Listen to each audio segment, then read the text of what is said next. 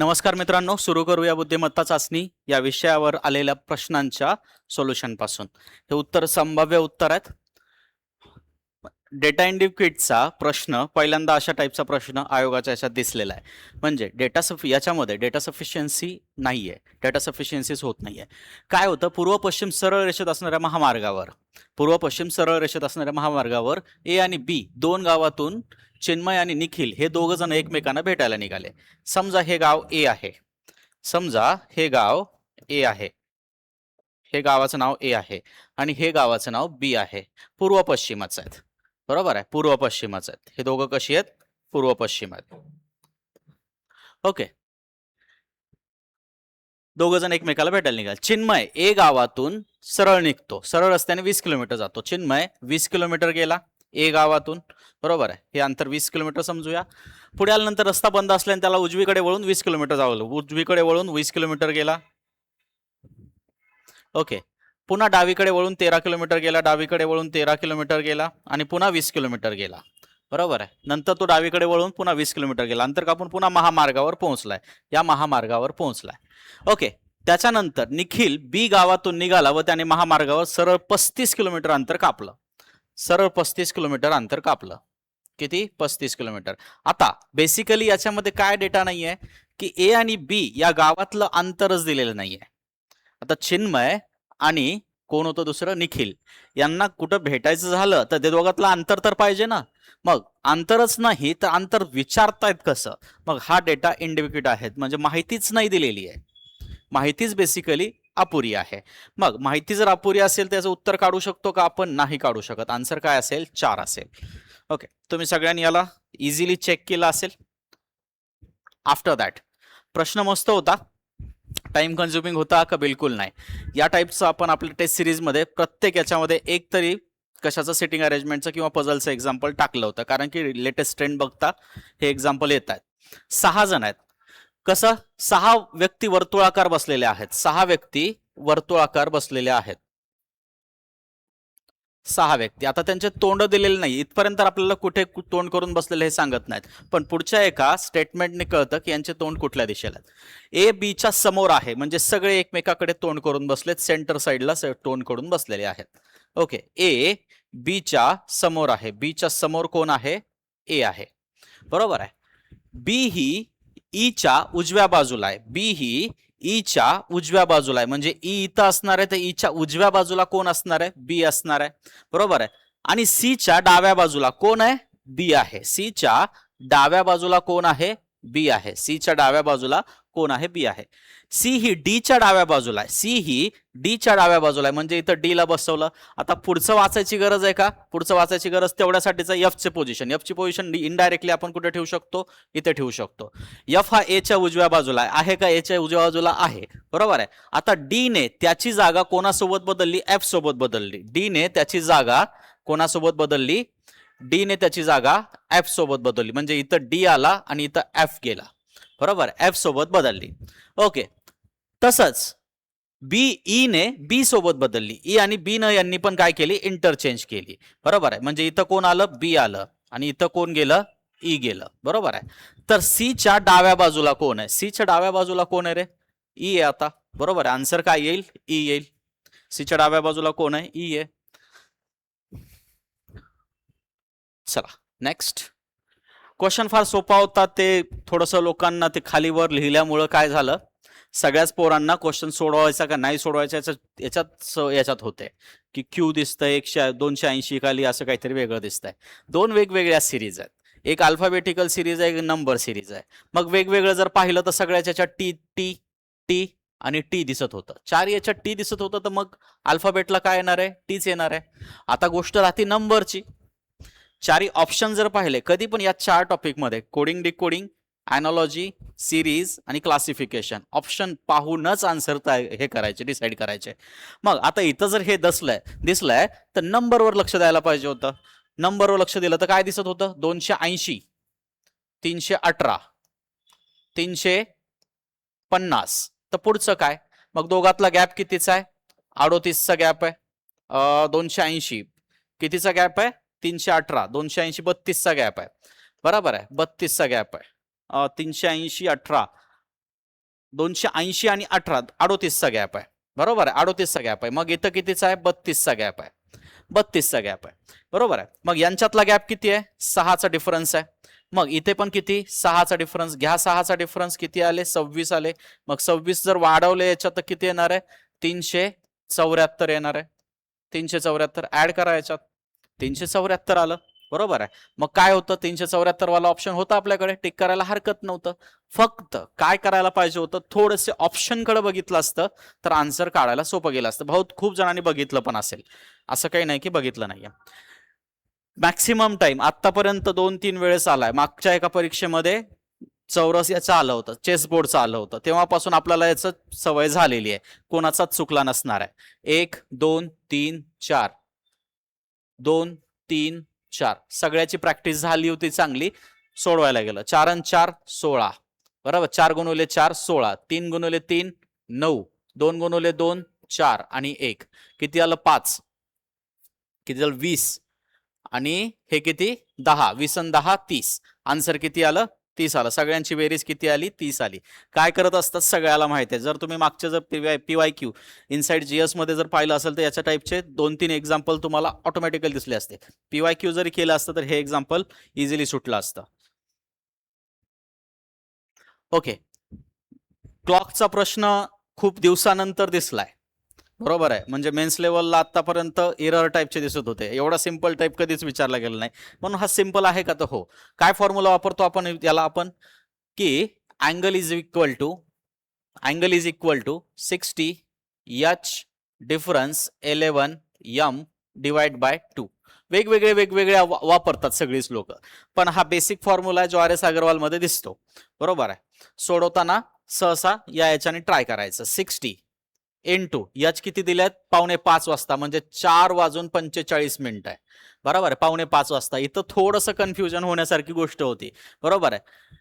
4:45 ला 5:45 करण्याची खूप जणांची सिली मिस्टेक करण्याची शक्यता होती. 4, बरोबर आहे.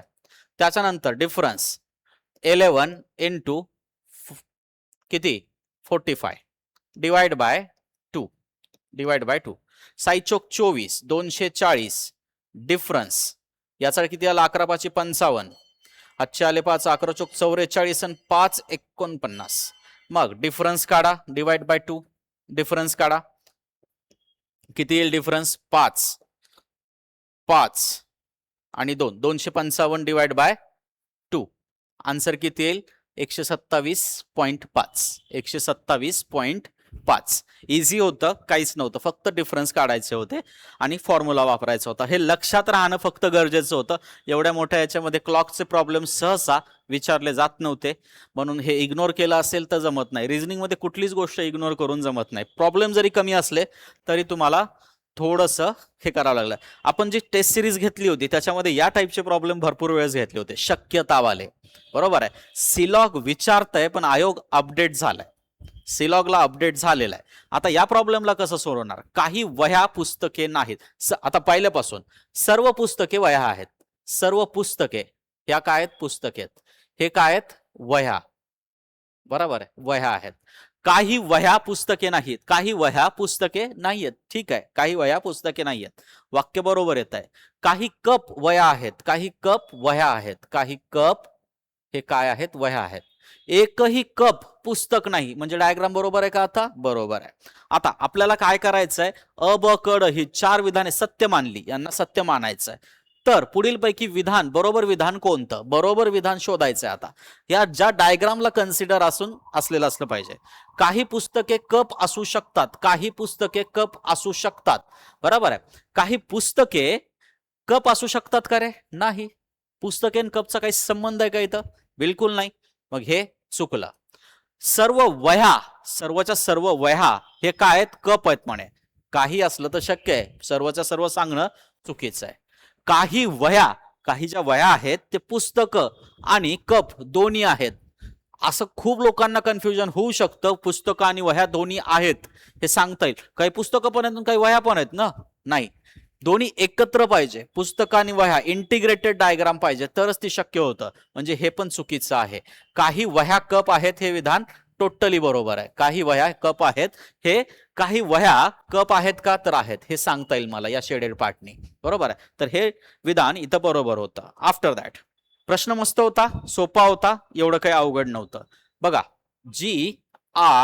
GRASP ला कोड काय केलाय, BMVNK.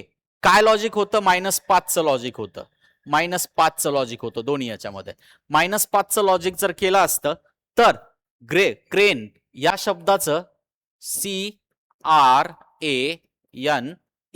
याला -5 जर केलं तर -5 काय येईल, X येईल, -5 काय येईल, M येईल, -5 काय येईल, V येईल, -5 काय येईल, I येईल, आणि -5 काय येईल, Z येईल. आन्सर काय येतं, 4 येत आहे.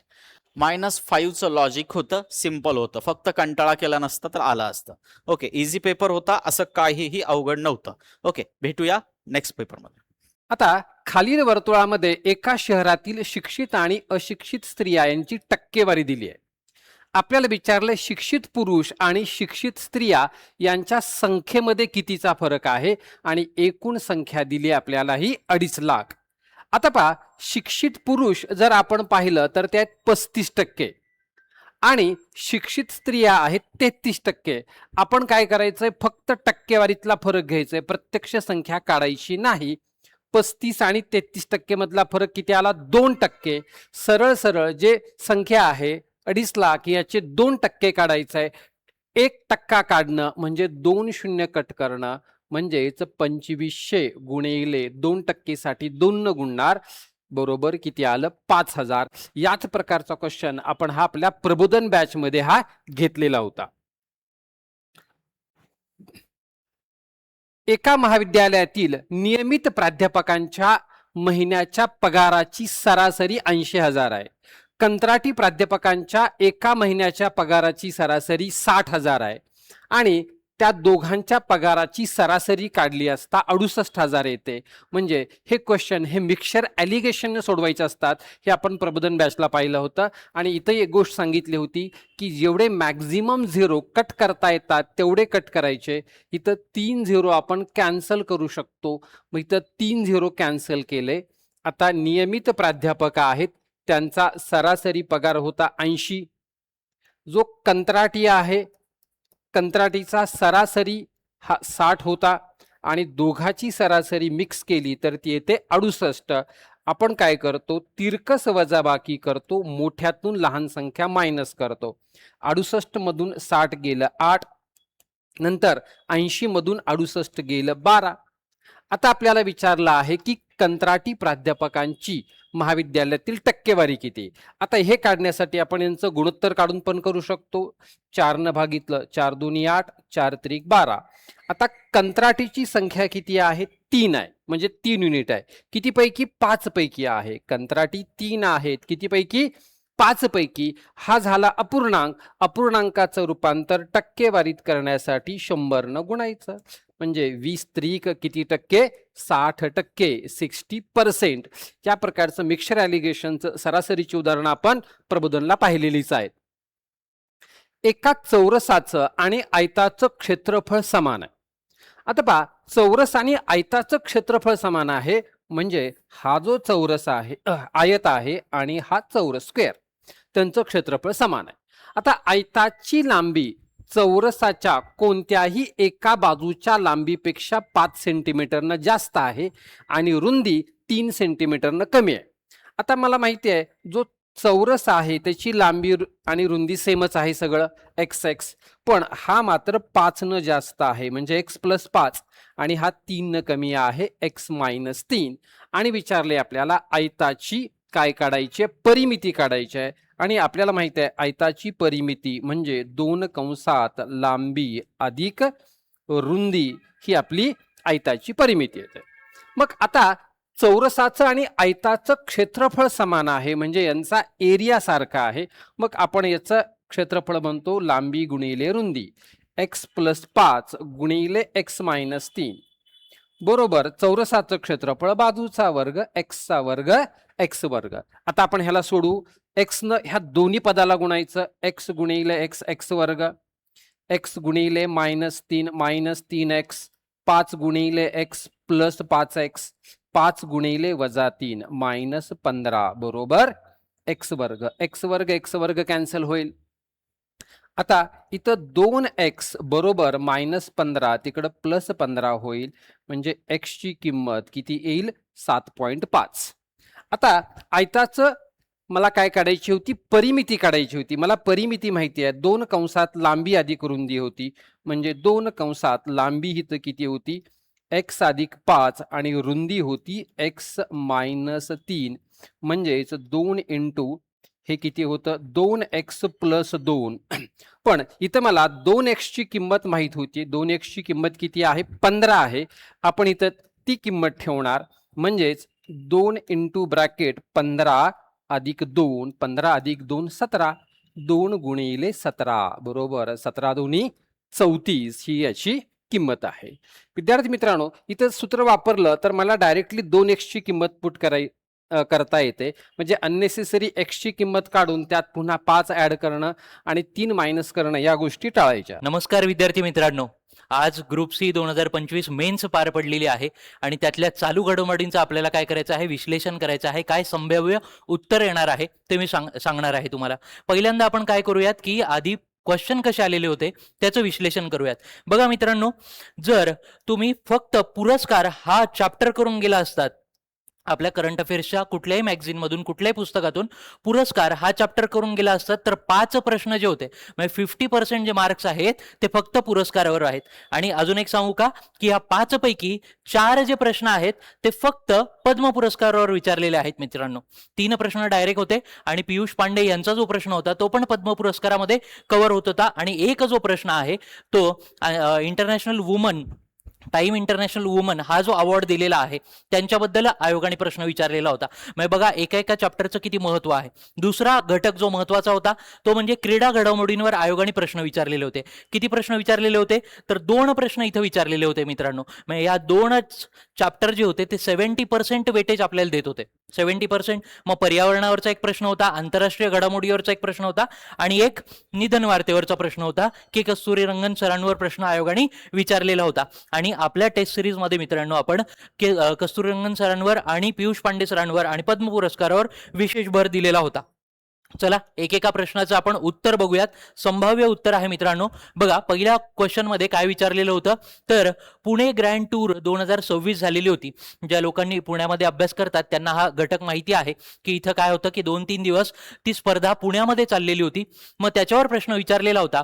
त्यामधलं UCI हे याचं संक्षेपण म्हणजे ह्याचं विस्तारित फॉर्म आपल्याला विचारलेला होता. मग या प्रश्नाचं उत्तर काय येणार आहे मित्रांनो? पर्याय क्रमांक 2 या प्रश्नाचं बरोबर उत्तर आहे मित्रांनो. युनियन सायकलिस्ट इंटरनॅशनल त्याच्या स्पेलिंग मध्ये बघा मित्रांनो थोडासा फरक आपल्याला दिसतो. आत्ताच्या ज्या स्पेलिंग आहेत इंटरनॅशनल किंवा सायक्लिस्ट या स्पेलिंग या UCIच्या वेगळ्या दिसतात आपल्याला. त्याच्या मागचं कारण काय आहे? कारण की 1900 मध्ये ही संस्था अस्तित्वात आली होती मित्रांनो. बघा पूर्वीचा काळ आहे त्या काळची जी स्पेलिंग आहे तीच घेऊन ते चाललेले आहेत. पर्याय क्रमांक 2 या प्रश्नाचं बरोबर उत्तर येणार आहे. पुढचा प्रश्न बघूयात. क्रीडा घडामोडीवरचा हा प्रश्न होता. पुढचा प्रश्न बघूयात.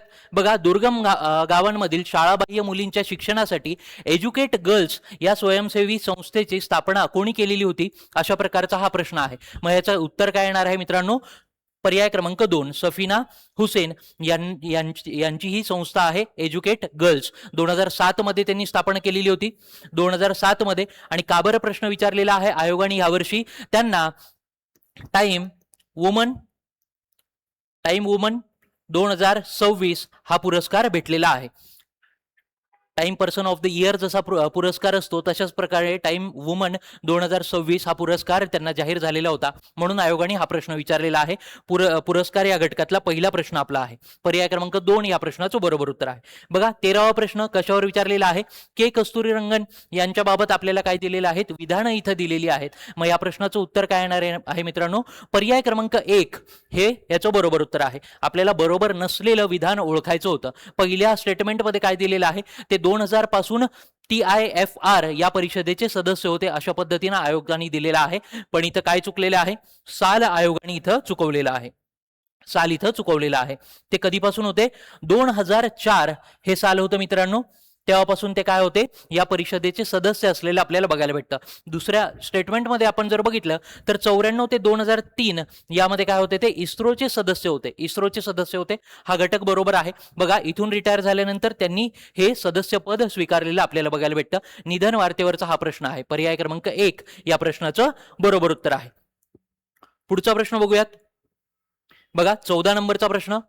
अंके गौडा यांना 2026 साली काय करण्यात आलेला आहे, पद्मश्री पुरस्कार प्रदान करण्यात आलेला आहे. तो कशासाठी प्रदान करण्यात आलेला आहे, त्याचं कारण आपल्याला निवडायचं आहे. या प्रश्नाचं उत्तर येणार आहे मित्रांनो, पर्याय क्रमांक 1 फक्त अ बरोबर. ग्रंथालय क्षेत्रातील आजीवन सेवेसाठी त्यांना हा पुरस्कार दिलेला आहे.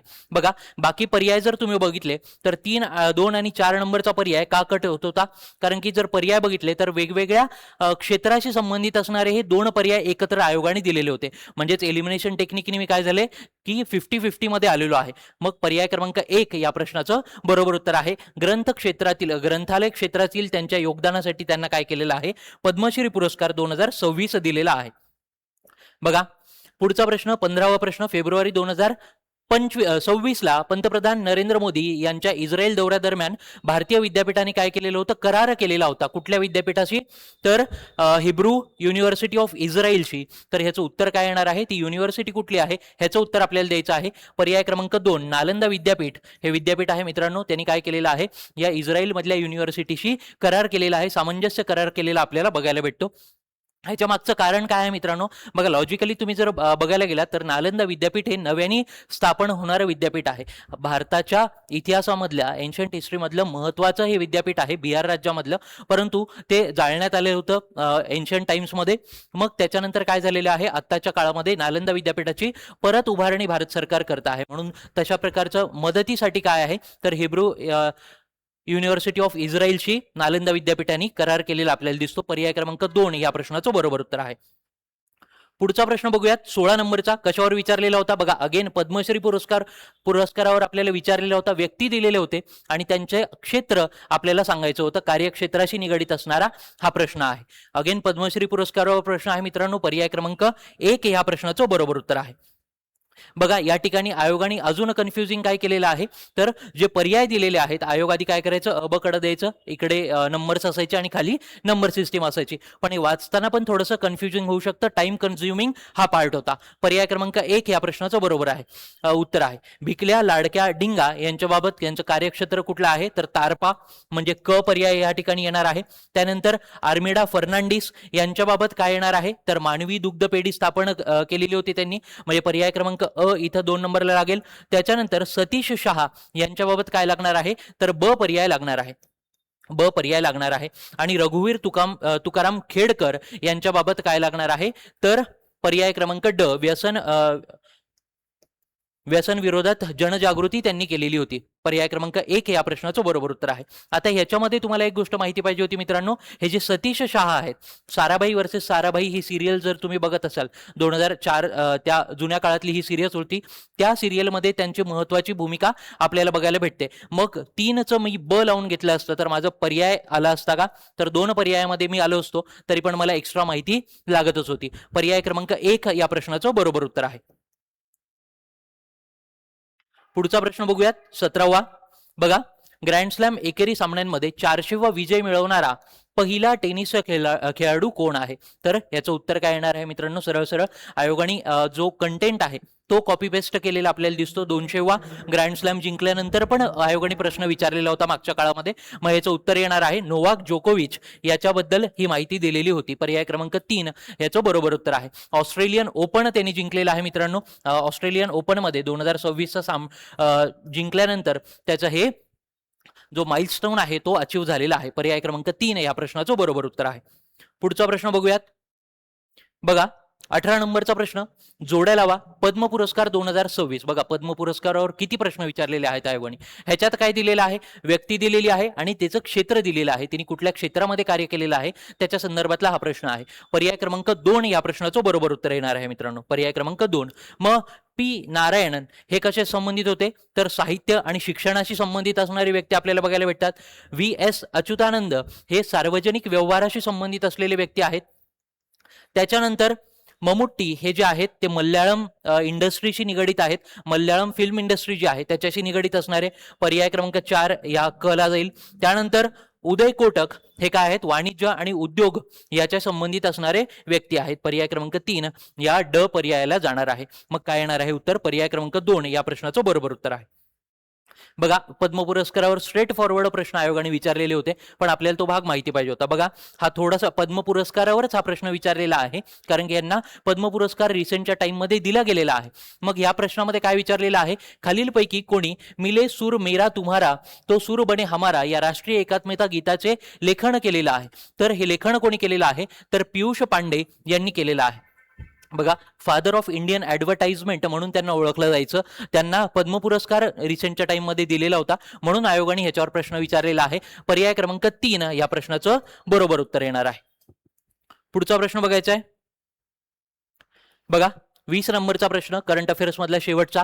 हा कशावर विचारलेला आहे, पर्यावरणिक घडामोडी ज्या आहेत त्याच्यामधला जो घटक आहे त्याच्यावर प्रश्न विचारलेला आहे. ह्याच्यामध्ये काय विचारलेलं आहे, 25 ते 29 या कालावधीसाठी खालीलपैकी कोणत्या देशाची UNESCO man and the biosphere कार्यक्रमाच्या आंतरराष्ट्रीय समन्वय परिषदेत निवड झालेली आहे. तो देश कुठला आहे मित्रांनो, तर ओमान हा देश आहे. ओमान हा देश आहे. पर्याय क्रमांक 4 या प्रश्नाचं बरोबर उत्तर आहे. या दिलेल्या स्तंभालेखामध्ये बार ग्राफमध्ये विविध विभागातील कंपनीच्या कर्मचाऱ्यांची संख्या दाखवली आहे. जर IT विभागातील 20% कर्मचारी, आता IT विभागात कर्मचारी किती आहेत बघूयात आपण. आता पहा, IT विभागात कर्मचारी आहेत 180. आता 180चे किती टक्के, 20%. टक्के काढणं म्हणजे 2 शून्य कट करून गुणाकार करणं, म्हणजे 36 कर्मचारी वाढायला लागले. यांची बदली कुठे केली, तर HR विभागात बदली केली. आता HR मधील टक्केवारी बदल किती असेल. आता पहा, HR मध्ये 36 वाढले, पण HR मध्ये आधी किती होते, 120 होते. म्हणजे 36ची वाढ झाली कितीमध्ये, 120 मध्ये, पर्सेंटेज मध्ये गुणिले 100. हा शून्य कटला, हा शून्य कटला, 12 न भाग जाईल. 12 त्रिक 36, 3 गुणिले 10 बरोबर किती टक्के, 30%, 30%.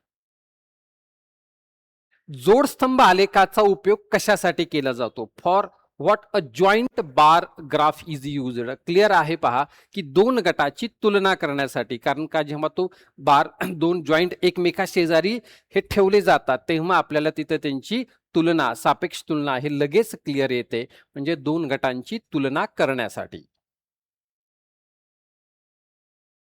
दिलेल्या जोडस्तंभावरून जर प्रत्येक संस्थेत 7000 कर्मचारी असतील तर सर्व संख्येतील एकूण पुरुषांची संख्या किती.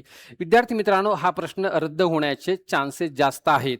काय जास्त आहेत, कारण इथं मला संख्या घ्यायची झाली असती कुणाची, पुरुषांची, म्हणजे हे हॅशवाली इथं मला कळतं 70% आहे, परंतु इथं मात्र घेताना ती 45 घ्यायची की 44 घ्यायची. त्याच पद्धतीने इथं 40 होईल, पुन्हा इथं कन्फ्युजन होईल, इथं नेमकी किती घ्यायची, इथं 75 घ्यायची, 74 घ्यायची. यामुळं इथं जर पाहिलं तर आयोग याचं उत्तर ऑप्शन नंबर 2 देईल, की जसं एकूण यांची जर बेरीज केली असती आपण, ए ची टक्केवारी, बी ची, सी ची, डी ची आणि ई ची, तर ती येते 290%. आता आपल्याला 7000चे आपण किती काढणार, 290%. 7000चे 290% काढलं 20300 हे आयोग उत्तर देईल. परंतु इथे विद्यार्थी मित्रांनी ऑब्जेक्शन घेऊन हा क्वेश्चन रद्द करू शकता. n ही सर्वात लहान नैसर्गिक संख्या असेल की n/2, n/3, n/4, n/5 या सर्व नैसर्गिक संख्या असतील तर n ची किंमत किती आहे. म्हणजेच n इथं माझं 2, 3, 4, 5 यांचा लसावी काढायचा, LCM काढायचा आहे. मग मला तोंडीच LCM काढता येईल. 2, 3, 4, 5 यांचा LCM आपण कसा काढणार, 2 न 4 ला भाग जातोय, 2 कट करणार. 3 आणि 4 मूळ संख्या आहेत, मूळ संख्या असतील तर यांचा गुणाकार हाच यांचा LCM असतो, 3 चोक 12. आता 5 आणि 12 यांच्यामध्ये मोठी संख्या 12. 12च्या पाड्यातील कोणत्या संख्येला 5 ने पूर्ण भाग जातो बघायचं. 12, 12 2 24, 12 त्रिक 36, 12 चोक 48, 12 पंचे 60. यस, म्हणजे 60. आपलं उत्तर किती आलं, 60 आलं, 60 आलं. आता पहा, प्रबोधनला याच प्रकारचा क्वेश्चन आपण इथं घेतलेला होता. पुस्तकाची एकाच किमतीला विक्री केली, एकात 20% नफा, दुसऱ्यात 20% तोटा झाला. संपूर्ण व्यवहारात शेकडा नफा किंवा तोटा किती झाला? एका व्यवहारात 20% तोटा झाला आणि दुसऱ्या व्यवहारात 20% नफा झाला. या व्यवहारात नेहमी x/10 चा वर्ग इतके टक्के ऑलवेज लॉस होतो, तोटाच होतो. हा पण शॉर्टकट ट्रिक आपण पाहिला होता. म्हणजे 20/10 त्याचा वर्ग, 2 चा वर्ग 4%. इथं काय होतोय? आपल्याला तोटा होतोय, लॉस होतोय. आता त्या घातांकाला आपल्याला घातांकाचे नियम पाठ असले पाहिजेत आणि इथं मला 16, 8 आणि 4 या तिघांना कोणत्या पायाच्या स्वरूपात लिहिता येतं? तर 2च्या पायाच्या पटीत आहेत. ही गोष्ट आपल्याला कळली पाहिजे. म्हणजे 16ला आपण कसे लिहू शकतो? 16 म्हणजे 2चा चौथा घात आहे आणि त्याचा कितवा घात आहे? 3/4 घात आहे. 8 म्हणजे 2चा तिसरा घात आहे, त्याचा 2/3 घात आहे आणि 4 म्हणजे 2चा वर्ग आहे, त्याचा 5/2 घात आहे. आता आपल्याला घाताचा घात असेल तर घातांकाचा गुणाकार होतो, ही गोष्ट आपल्याला माहिती आहे. मग आता इथं काय होऊन जाईल पहा, 2चा चौथा गुणिले 3/4 गुणिले 2चा तिसरा गुणिले 2/3 भागिले 2चा दुसरा गुणिले 5/2. आता 4/4 कटेल, 3/3 कटेल, 2/2 कटेल. आता पाया समान आहे. पाया समान असेल तर घातांकाची बेरीज होते. आता गुणाकारात पाया समान असेल, पाया समान आहे 2/2, घातांकाची बेरीज झाली. बेरीज कोणाची झाली? 3 आणि 2 ची. 3 अधिक 2 5. 2चा पाचवा भागिले 2चा पाचवा. 2चा पाचवा भागिले 2चा पाचवा किती आलं आपलं उत्तर? 1. आता विद्यार्थी मित्रांनो, प्रबोधनला घेतलेलं हे गणित आपलं जसंच्या तसं आलेलं आहे, काहीही आकडे बदल न होता. आता पहा, गणित व इंग्रजीचे सरासरी 81 गुण आहेत. आता गणित व इंग्रजी विषयात सरासरी 81 गुण आहेत. इंग्रजी व विज्ञानाचे सरासरी 78 गुण आहेत. इंग्रजी व विज्ञानाचे सरासरी 78 गुण आहेत आणि विज्ञान व गणिताचे सरासरी 93 गुण आहेत. गणित आणि विज्ञान विषयाचे सरासरी 93 गुण आहेत. गणिताचे गुण किती? गणितामध्ये किती गुण मिळाले? आणि या प्रश्नामध्ये आपण एक शॉर्टकट सांगितला होता की ज्याचे मार्क काढायचे आहेत तर ते ज्या ज्या कॉम्बिनेशन मध्ये आहे ती व्हॅल्यू प्लस घ्यायची आणि ज्या कॉम्बिनेशन मध्ये नाही ती गोष्ट मायनस घ्यायची. आता गणित कोणकोणत्या कॉम्बिनेशन मध्ये आहे? तर गणित आणि विज्ञान आहे, म्हणजे हे 93 प्लस असणार आहे आपला. अजून गणित कुठं आहे? इथं आहे. गणित आणि इंग्रजी हे किती आहे? 81, हे देखील प्लस असणार आहे. आता नाही कुठं? इथं नाहीये, हे मार्क काय होणार? मायनस होणार. म्हणजेच 93 अधिक 3 बरोबर 96. गणितामध्ये किती गुण भेटलेत? 96, 96 गुण मिळाले आहेत. आता या प्रकारची गणित ही आपण प्रबोधनला ही खूप घेतलेली आहेत की जेणेकरून विद्यार्थ्यांना सराव व्हावा आणि त्याच पॅटर्न हा परीक्षेत रिफ्लेक्ट झालाय. आता पहा, इथं आपण सॉल्व्ह करत असताना आपण शेवटून इकडे सॉल्व्ह करत जातो. म्हणजे 225चं वर्गमूळ काढलं 15, 154 मध्ये 15 ऍड केलं 169, त्याचं वर्गमूळ काढलं 13, 108 मध्ये ऍड केलं 121चं वर्गमूळ काढलं 11, 25 मध्ये 11 ऍड केलं 36, त्याचं वर्गमूळ काढलं 6, ते 10 मध्ये ऍड केलं 10 आणि 6 16, त्याचं वर्गमूळ काढलं 4. आपलं उत्तर हे 4 आलं. आता सिम्प्लिफिकेशन. आता सिम्प्लिफिकेशन इथं जर पाहिलं आपण तर खाली 0.12 आणि वर किती आहे? 0.0096 आहे, म्हणजे 12च्या पटीत आहे. आता इथे विद्यार्थी दोन प्रकारे करू शकतो. एक म्हणजे 3.6 ला तो 0.04 न गुणाकार करेल, पुन्हा त्याच्यामध्ये ही गोष्ट ऍड करेल आणि पुन्हा खाली तो काय करेल? 0.12 न तो काय करेल? डिव्हाइड करेल. ही एक गोष्ट करता येईल. आता इथं सिम्प्लिफिकेशन जरी वापरला आपण, म्हणजेच ह्याला आपल्याला असं लिहिता येईल 0.12. 3.6 ला आपण 0.12 गुणिले 30 गुणिले 0.04 प्लस याला आपण 0.12 गुणिले 0.08 भागिले 0.12 या स्वरूपात आपण लिहू शकतो. म्हणजेच इथं 0.12 जर आपण कॉमन काढला तर 30 गुणिले 1.2 आणि हा येईल 0.08 आणि भागिले 0.12. 0.12 कट झालं म्हणजे 1.28 हे आपलं क्लिअर उत्तर येऊन जाईल. या प्रकारच्या ह्याच्यामध्ये आपण डिजिटल सम ही कन्सेप्ट जरी वापरली तरी डिजिटल सम हे देखील आपल्याला पटकन उत्तर काढून देतं.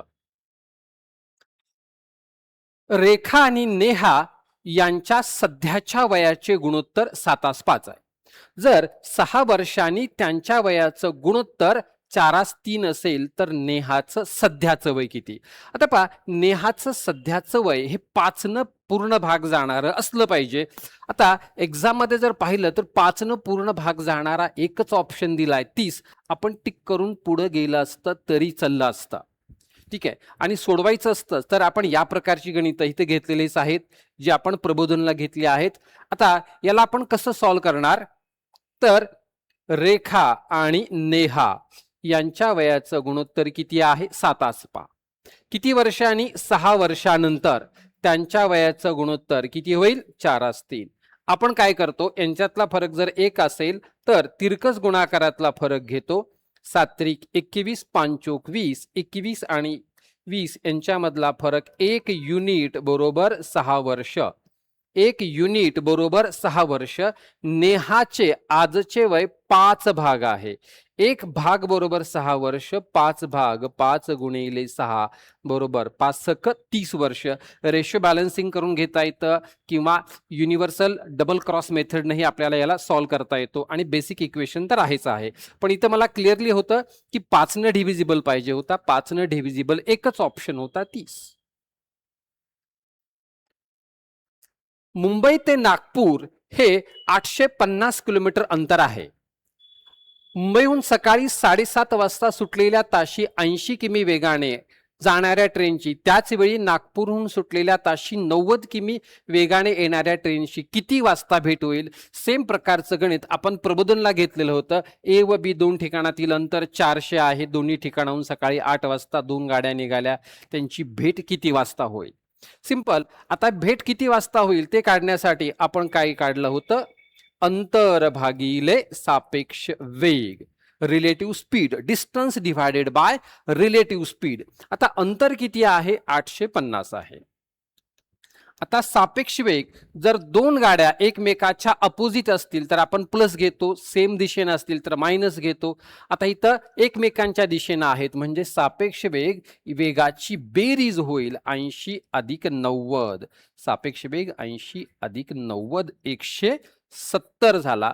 आता अंतर भागिले सापेक्ष वेग 17 85. किती वेळानंतर भेट होईल? 5 तासानंतर भेट होईल. म्हणजे 7:30 ह्या 2 गाड्या निघाल्या. 7:30 नंतर 5 तासांनी म्हणजे दुपारी 12:30 वाजता ह्या 2 गाड्याची भेट होईल. 2 संख्यांचा मसावी 12 आहे आणि त्यांचा लसावी 1800 आहे. जर एक संख्या 60 असेल तर दुसरी संख्या शोधा. याच प्रकारचं गणित हे आपण प्रबोधनला घेतलेलं आहे पहा विद्यार्थी मित्रांनो. तर इथे आपण पाहिलं होतं की 2 संख्यांचा गुणाकार म्हणजे पहिली संख्या गुणिले दुसरी संख्या बरोबर लसावी गुणिले मसावी. लसावी गुणिले मसावी या सूत्राचा वापर करायचा होता. आपल्याला एक संख्या 60 दिली आणि दुसरी संख्या काढायची ती x मानू. लसावी दिला आहे 1800 आणि मसावी किती आहे? 12. आपण 0 0 कट करणार, 6 न भागणार. 6 त्रिक 18, 12 त्रिक 36, 360. तर ती दुसरी संख्या कोणती आहे? 360 आहे. कायद्याचे आणि राज्यव्यवस्था विषयाच्या संभाव्य उत्तर तालिकेच्या संदर्भात आज आपल्याला चर्चा करायची आहे. कायद्याचे जे प्रश्न विचारलेले होते ते प्रश्न PYQच्या आधारावर होते. फार असा वेगळा नवीन काही प्रश्न विचारलेला नव्हता. परंतु राज्यव्यवस्था विषयामध्ये 2 ते 3 प्रश्न थोडेसे वेगळे होते. वेगळे इन द सेन्स की प्रश्न विचारण्याची पद्धत, नागरिकत्वाचा प्रश्न थेट संविधानातून विचारला गेला. ग्रामसभा विचारली पण ती पेसा प्रदेशातल्या ग्रामसभेचे अधिकार विचारले. राष्ट्रपतींचा स्वविवेकाधिकार विचारला गेला. लोकसभा अध्यक्षांच्याबद्दल प्रश्न विचारला गेला. तर थोडासा वेगळा ट्रेंड आयोग विचारते. म्हणजे जे टिपिकल फॉर्मॅट आतापर्यंत चालत आलेला आहे त्या फॉर्मॅटवरती आयोग प्रश्न विचारत नाहीये. एका प्रश्नांबद्दल चर्चा करू. महाराष्ट्र लोकसेवा हक्क अधिनियम 2015 कलम 18(1) नुसार दुसऱ्या अपील प्राधिकरणाच्या आदेशामुळे, म्हणजे पहिलं अपील झालं, दुसरं अपील, दुसऱ्या अपिलानंतर जे आयोगाकडे अपील होतं त्याबद्दल प्रश्न विचारला. इथं तसा उल्लेख आहे, आयोगासमोर अपील करता येईल आणि ते अपील 60 दिवसाच्या आत करता येतं. लोकसेवा हक्क अधिनियमाचा अपील विचारलेला आहे. जर आपण घाई गडबडीत असू आणि RTI घेतलं तर मग 90 पडेल उत्तर, परंतु महाराष्ट्र लोकसेवा हक्क अधिनियमानुसार दुसऱ्या अपिलानंतर तुमचं अपील आयोगाकडे करायचंय, ते 60 दिवसामध्ये तुम्हाला करायचं आहे. ओके, प्रश्नाचं उत्तर 3 असायला हवं. 34 नंबर RTI क्वेश्चन विचारलाय. माहिती अधिकार अधिनियम 2005च्या कलम 2T नाही म्हणता येणार, इंग्लिशमध्ये गेलं तर 2K नुसार, टी नाही, इंग्लिशमध्ये 2K. राज्य माहिती आयोग म्हणजे कोणत्या कलमाचा आयोग? आता 16 मध्ये राज्य माहिती आयोगाची तरतूद आहे, पण 16 मध्ये राज्य माहिती आयोगाच्या आयुक्तांच्या सेवा शर्ती दिलेल्या आहेत. 15.1 आणि 15.2 थेट कलम 2K मध्ये दिलेला आहे. 15.1 ची व्याख्या. प्रश्नाचं उत्तर 3 पाहिजे. साधा सरळ सोपा क्वेश्चन विचारलाय. आणि तिसरा प्रश्न विचारलेला आहे, माहिती अधिकाराअंतर्गत कलम 7 नुसार जो विनंती अर्ज निकालात काढायचा असतो, तो अर्ज जर फेटाळला असेल तर त्या बाबतीत जो जनमाहिती अधिकारी असतो केंद्राचा किंवा राज्याचा, तो मी तुमचा अर्ज का फेटाळला याचं कारण सांगतो. माझ्या आदेशाच्या नंतर तुम्ही अपील कुठं करायचंय त्या अपील करणाऱ्या प्राधिकरणाचा पत्ता, नाव सांगत असतो आणि अपिलाचा तपशील सुद्धा कळवत असतो. बरोबर.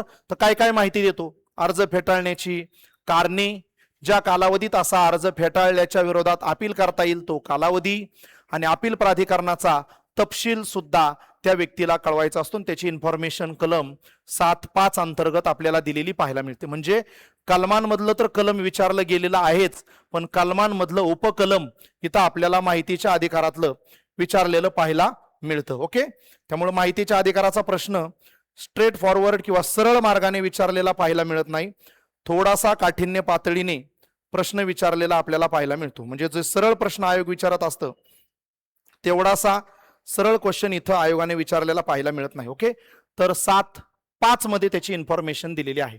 पुढे जाऊया पॉलिटीच्या प्रश्नांकडे. राष्ट्रपतींच्या बद्दल प्रश्न आहे. खालील योग्य कथने ओळखा. योग्य कथन ओळखायचे. राष्ट्रपती स्वतःच्या निर्णय क्षमतेचा सत्सविवेक बुद्धीचा वापर करतात. आता पहिली गोष्ट तर राष्ट्रपती हे पद भारतात नामधारी, परंतु काही अंशी स्वतःच्या सत्सविवेक बुद्धीचा वापर करता येतो. कधी करता येतो? मंत्रिमंडळाने विश्वास गमावला म्हणजे ते मंत्रिमंडळ लोकसभेचा विश्वास धारण करत नाही, कारण राष्ट्रपती मंत्रिमंडळाच्या सल्ल्याने काम करतात. पण मंत्रिमंडळाकडेच बहुमत नसेल तर त्यांचा ऐकायचा प्रश्न येत नाही. मग अशा वेळी राजीनामा देण्यास नकार दिल्यानंतर मंत्र्यांना बडतर्फ करण्यासाठी पहिलं बरोबर, आणि दुसरं लोकसभेत बहुमत गमावलेल्या ज्यांच्या विरुद्ध अविश्वासाचा प्रस्ताव मंजूर करण्यात आला असेल अशा मंत्रिमंडळाच्या सल्ल्यानुसार लोकसभा विसर्जित करण्यासाठी. स्टेटमेंट असं वापरले, लोकसभेत बहुमत गमावले मंत्रिमंडळाने, ज्यांच्या विरुद्ध अविश्वास प्रस्ताव मंजूर झाला, कोणाविरुद्ध? मंत्रिमंडळाच्याच. अशा मंत्रिमंडळाच्या सल्ल्यानुसार लोकसभेची विसर्जन करण्यासाठी. बरोबर.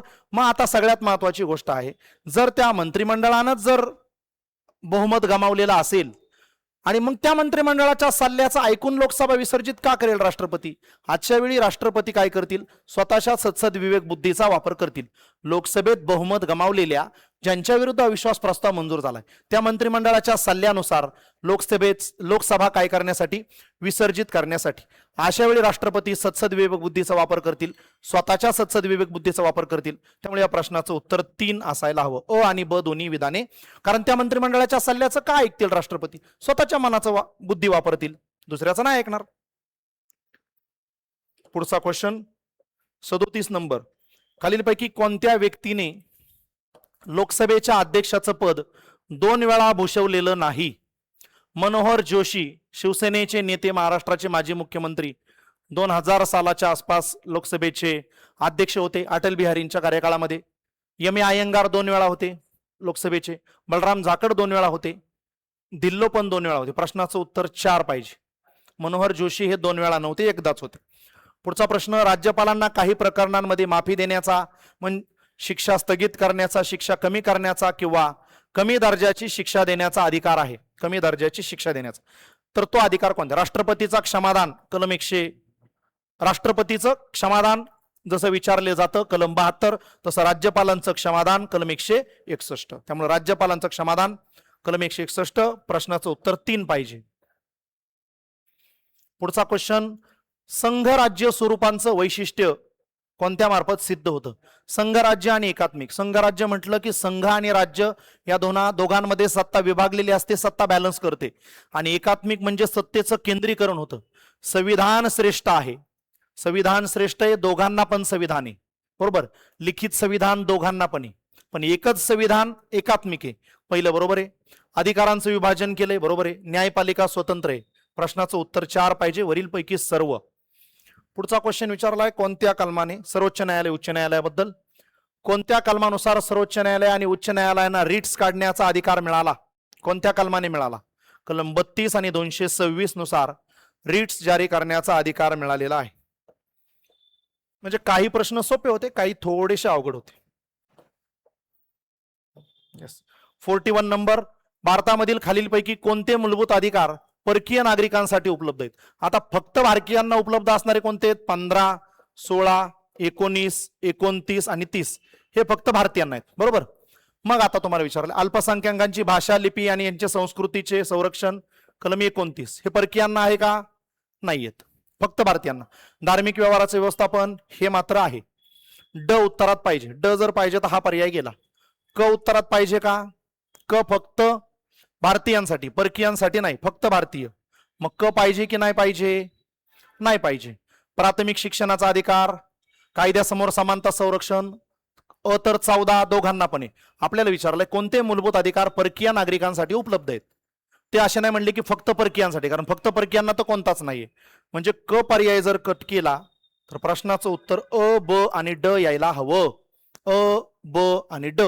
कारण अल्पसंख्याकांची भाषा, लिपी, संस्कृतीचं संरक्षण कलम 29 फक्त नागरिकांसाठी आहे, 29 म्हणून क गेला.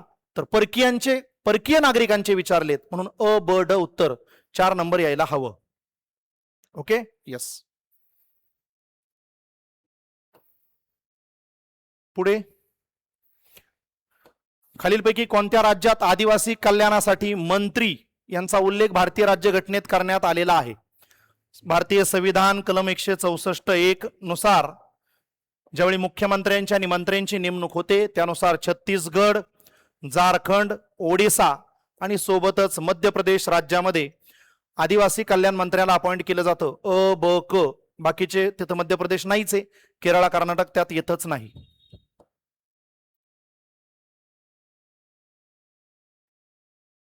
क्वेश्चन नंबर 43, महानगरपालिकेची सीमा निश्चिती करण्याचा अधिकार कोणाकडे आहे? आता महानगरपालिका ही शहरी स्थानिक स्वराज्य संस्था आली. ग्रामीण स्थानिक स्वराज्य संस्था किंवा ऑल स्थानिक स्वराज्य संस्था या राज्य सरकारच्या अखत्यारीतला विषय आहे. मग त्यांचे बाउंड्रीज कोण ठरवेल? तर साहजिक आहे, बाउंड्रीज ही राज्य सरकार ठरवेल. पंचायत अनुसूचित क्षेत्रासाठी विस्तार 1996 पेसा कायदा. ग्रामसभेला, पैसा ग्रामपंचायतीचे नाही, ग्रामसभेला कोणते अधिकार देण्यात आले आहेत? गावात बाजारपेठेचं व्यवस्थापन, खनिज पट्ट्यांवर नियंत्रण, कारण पेसा प्रदेशात बऱ्यापैकी खनिज संपत्ती असते, विकासाच्या योजनांना मंजुरी, प्राथमिक शाळांचे व्यवस्थापन. यस, सगळे अधिकार देण्यात आलेले आहेत, वरीलपैकी सर्व. ओके, वरीलपैकी सर्व. प्रश्न क्रमांक 45, खालीलपैकी कोणती घटना दुरुस्ती ही मूलभूत कर्तव्यांशी संबंधित आहे? तुम्हाला असं विचारलेलं नाही की मूलभूत कर्तव्य कोणत्या घटना दुरुस्तीने आले, बरोबर.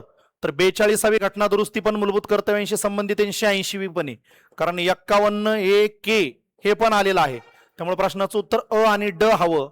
अ आणि ड. तसा संदिग्ध नाहीच आहे, फक्त अ दिला असतं तर मग थोडेसे अजून चर्चेला वाव झाला असता, तर त्यांनी तसं दिलेलं नाही. 126व्या घटना दुरुस्ती विधेयकाचा मुख्य उद्देश काय होता? लक्षात घ्या, कोणतंही घटना दुरुस्ती करत असताना आधी विधेयक मांडलं जातं आणि मग घटना दुरुस्ती होत असते, बरोबर. तर 126वी घटना दुरुस्ती ही अनुसूचित जाती आणि जमातींच्या आरक्षणाचा कालावधी जो 104वी घटना दुरुस्तीने वाढवला गेला 2030 पर्यंत, त्याचं हे विधेयक होतं. प्रश्नाचं उत्तर 1 आहे. निवडणूक आयोगाला अधिकार प्रदान करणे, आर्थिकदृष्ट्या मागास वर्गासाठी नवीन आरक्षण म्हणजे ईडब्ल्यूएसचं विचारलंय त्यांनी. मराठी भाषेला अभिजात दर्जा द्यायला तर काही घटना दुरुस्ती झालेलीच नाहीये. हे 2 पर्याय तर आपोआप रद्द होत होते, बरोबर. राहत होता 1 आणि 3 म्हणजे 50-50 वरती विचार केला तर. त्यामुळे प्रश्नाचं उत्तर 1 आहे. कलम 28 मूलभूत हक्काचा प्रश्न आहे. कोणत्या प्रकारच्या शैक्षणिक संस्थांमध्ये कलम 28 ने धार्मिक शिक्षण द्यायला पूर्णपणे बंदी घातली? कुठं पूर्णपणे बंदी घातली? ज्या पूर्णपणे शैक्षणिक संस्था राज्याच्या आहेत, राज्य संस्थेच्या आहेत, तिथं धार्मिक शिक्षण देता येत नाही. परंतु जी संस्था राज्याची आहे पण तिथं धार्मिक शिक्षण देण्यासाठी स्थापना झाली तर द्यावं लागतं. आणि अनुदानित किंवा मान्यता प्राप्त असेल तर तिथं जर तो विद्यार्थी, तो बालक, काय म्हणता येईल की 18 वर्षाखालील, म्हणजे ज्याला आपण म्हणतो अज्ञान असेल तर पालकांचा निर्णय. पण प्रतिबंधित पूर्ण केलंय कुठं? इथं देता येतं, इथं देता येतं, इथं देता येत नाही. राज्याकडून पूर्णपणे चालवल्या जाणाऱ्या संस्थेत देता येत नाही, म्हणून फक्त क पाहिजे. कारण इथं देता येतं परवानगीने. पूर्णपणे प्रतिबंधित असं दिलंय धार्मिक शिक्षण, पूर्णपणे प्रतिबंधित. 48 संविधानाच्या कोणत्या कलमानुसार भारतीय संसद राज्यसूचीतील विषयावर कायदा करू शकते? कोणत्या कलमानुसार? 249. राज्यसभेचा ठराव लागतो, राज्यसभेच्या ठरावानुसार तो कायदा करता येतो. 49 जोड्या लावायला प्रश्न विचारलाय. विशेष कलम जी संविधानात आहेत.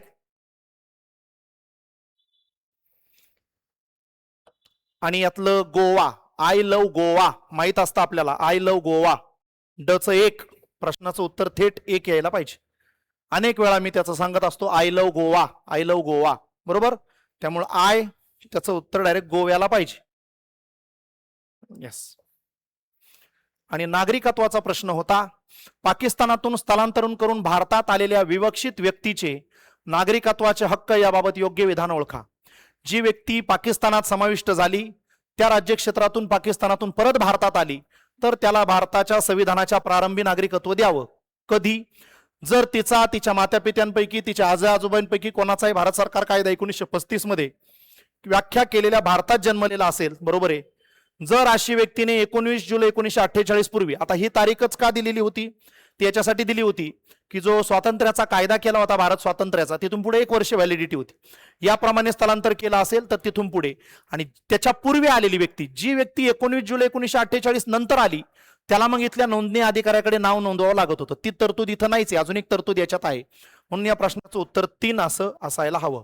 म्हणजे एकंदरीत तुम्ही जर हे पूर्ण प्रश्न जर बघितले तर एक गोष्ट आपल्या सगळ्यांच्या लक्षामध्ये येते. नागरिकत्वाचा प्रश्न थोडासा डिफिकल्ट होता, म्हणजे तो थेट संविधानातून होता. संदिग्धचा विचार केला तर मला असं वाटतं राष्ट्रपतींच्या प्रश्नावरती थोडीशी संदिग्धता मला स्वतःला पण आहे. मी याचं उत्तर 3 सांगतोय.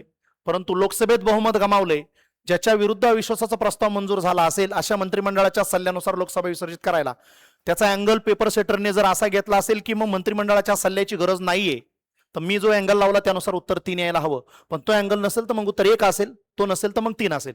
याच्यात मध्ये थोडी संदिग्धता आहे. 15 प्रश्नांमधले 3-4 प्रश्न थोडेसे डिफिकल्ट होतेच, म्हणजे थोडेसे वेगळे होते. बाकी ओव्हरऑल पेपर व्यवस्थित होता. ओके, चलो, धन्यवाद. चला मित्रांनो, इतिहास या विषयाच्या प्रश्नांचं विश्लेषण आपल्याला बघायचं आहे. बघा, इतिहासाच्या बाबतीत बोलत असताना आयोगाचा जो अप्रोच होता तो संपूर्णतः महाराष्ट्राच्या इतिहासावरचा अप्रोच होता. म्हणजे 11वीचं जे ओल्ड स्टेट बोर्डचं पुस्तक आहे त्याच्यातूनच 7-8 प्रश्न जे आहेत ते आयोगाने विचारलेले होते. मग समाजसुधारक असतील, क्रांतिकारी चळवळी असतील, वृत्तपत्र असेल, हा सगळा जो घटक आहे, किंवा घटनाक्रम लावायचा जो प्रश्न होता, आंबेडकरांवरचा जो तो प्रश्न होता, माणगाव परिषदेवरचा तो जो प्रश्न आहे, हा सगळा जो कंटेंट आहे तो 11वीच्या ओल्ड स्टेट बोर्ड मध्ये आपल्याला बघायला भेटतो. महाराष्ट्र सेंट्रिक आयोगाचा अप्रोच होता. एक एक प्रश्न आपण डिस्कस करूयात. पहिला प्रश्न 51 नंबरचा ए सेट आहे माझ्याकडे. संयुक्त महाराष्ट्र चळवळीवर हा प्रश्न होता.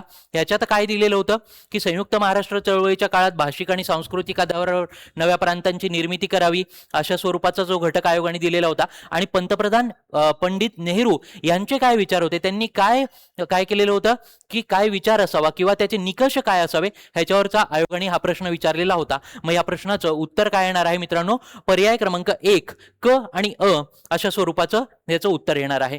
तर अ मध्ये काय दिलेलं आहे बघा, भारताची सुरक्षितता व स्थैर्याला अग्रक्रम द्यावा, हे त्यांचे विचार होते पंडित नेहरूचे. बरोबर आहे.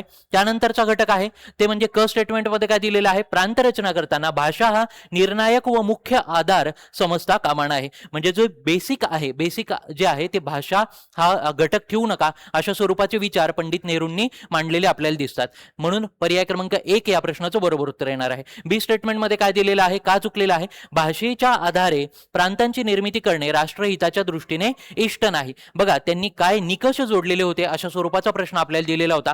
निकषाच्या संदर्भात हा घटक येणार नाही, त्यांचे विचार जे आहेत त्यांनी जे मत मांडलेलं होतं त्याच्या स्वरूपाने हा पर्याय बनवलेला होता. त्यानंतर ड पर्यायामध्ये काय दिलेलं आहे, एक किंवा एकहून अधिक सीमा आयोग नेमावे लागतील अशा स्वरूपाचं मत त्यांनी मांडलेलं होतं. पण निकषाच्या स्वरूपामध्ये ड पर्याय येतो का, तर नाही. म्हणून पर्याय क्रमांक 1 या प्रश्नाचं बरोबर उत्तर येणार आहे. पुढचा प्रश्न बघायचा आहे 52 नंबरचा.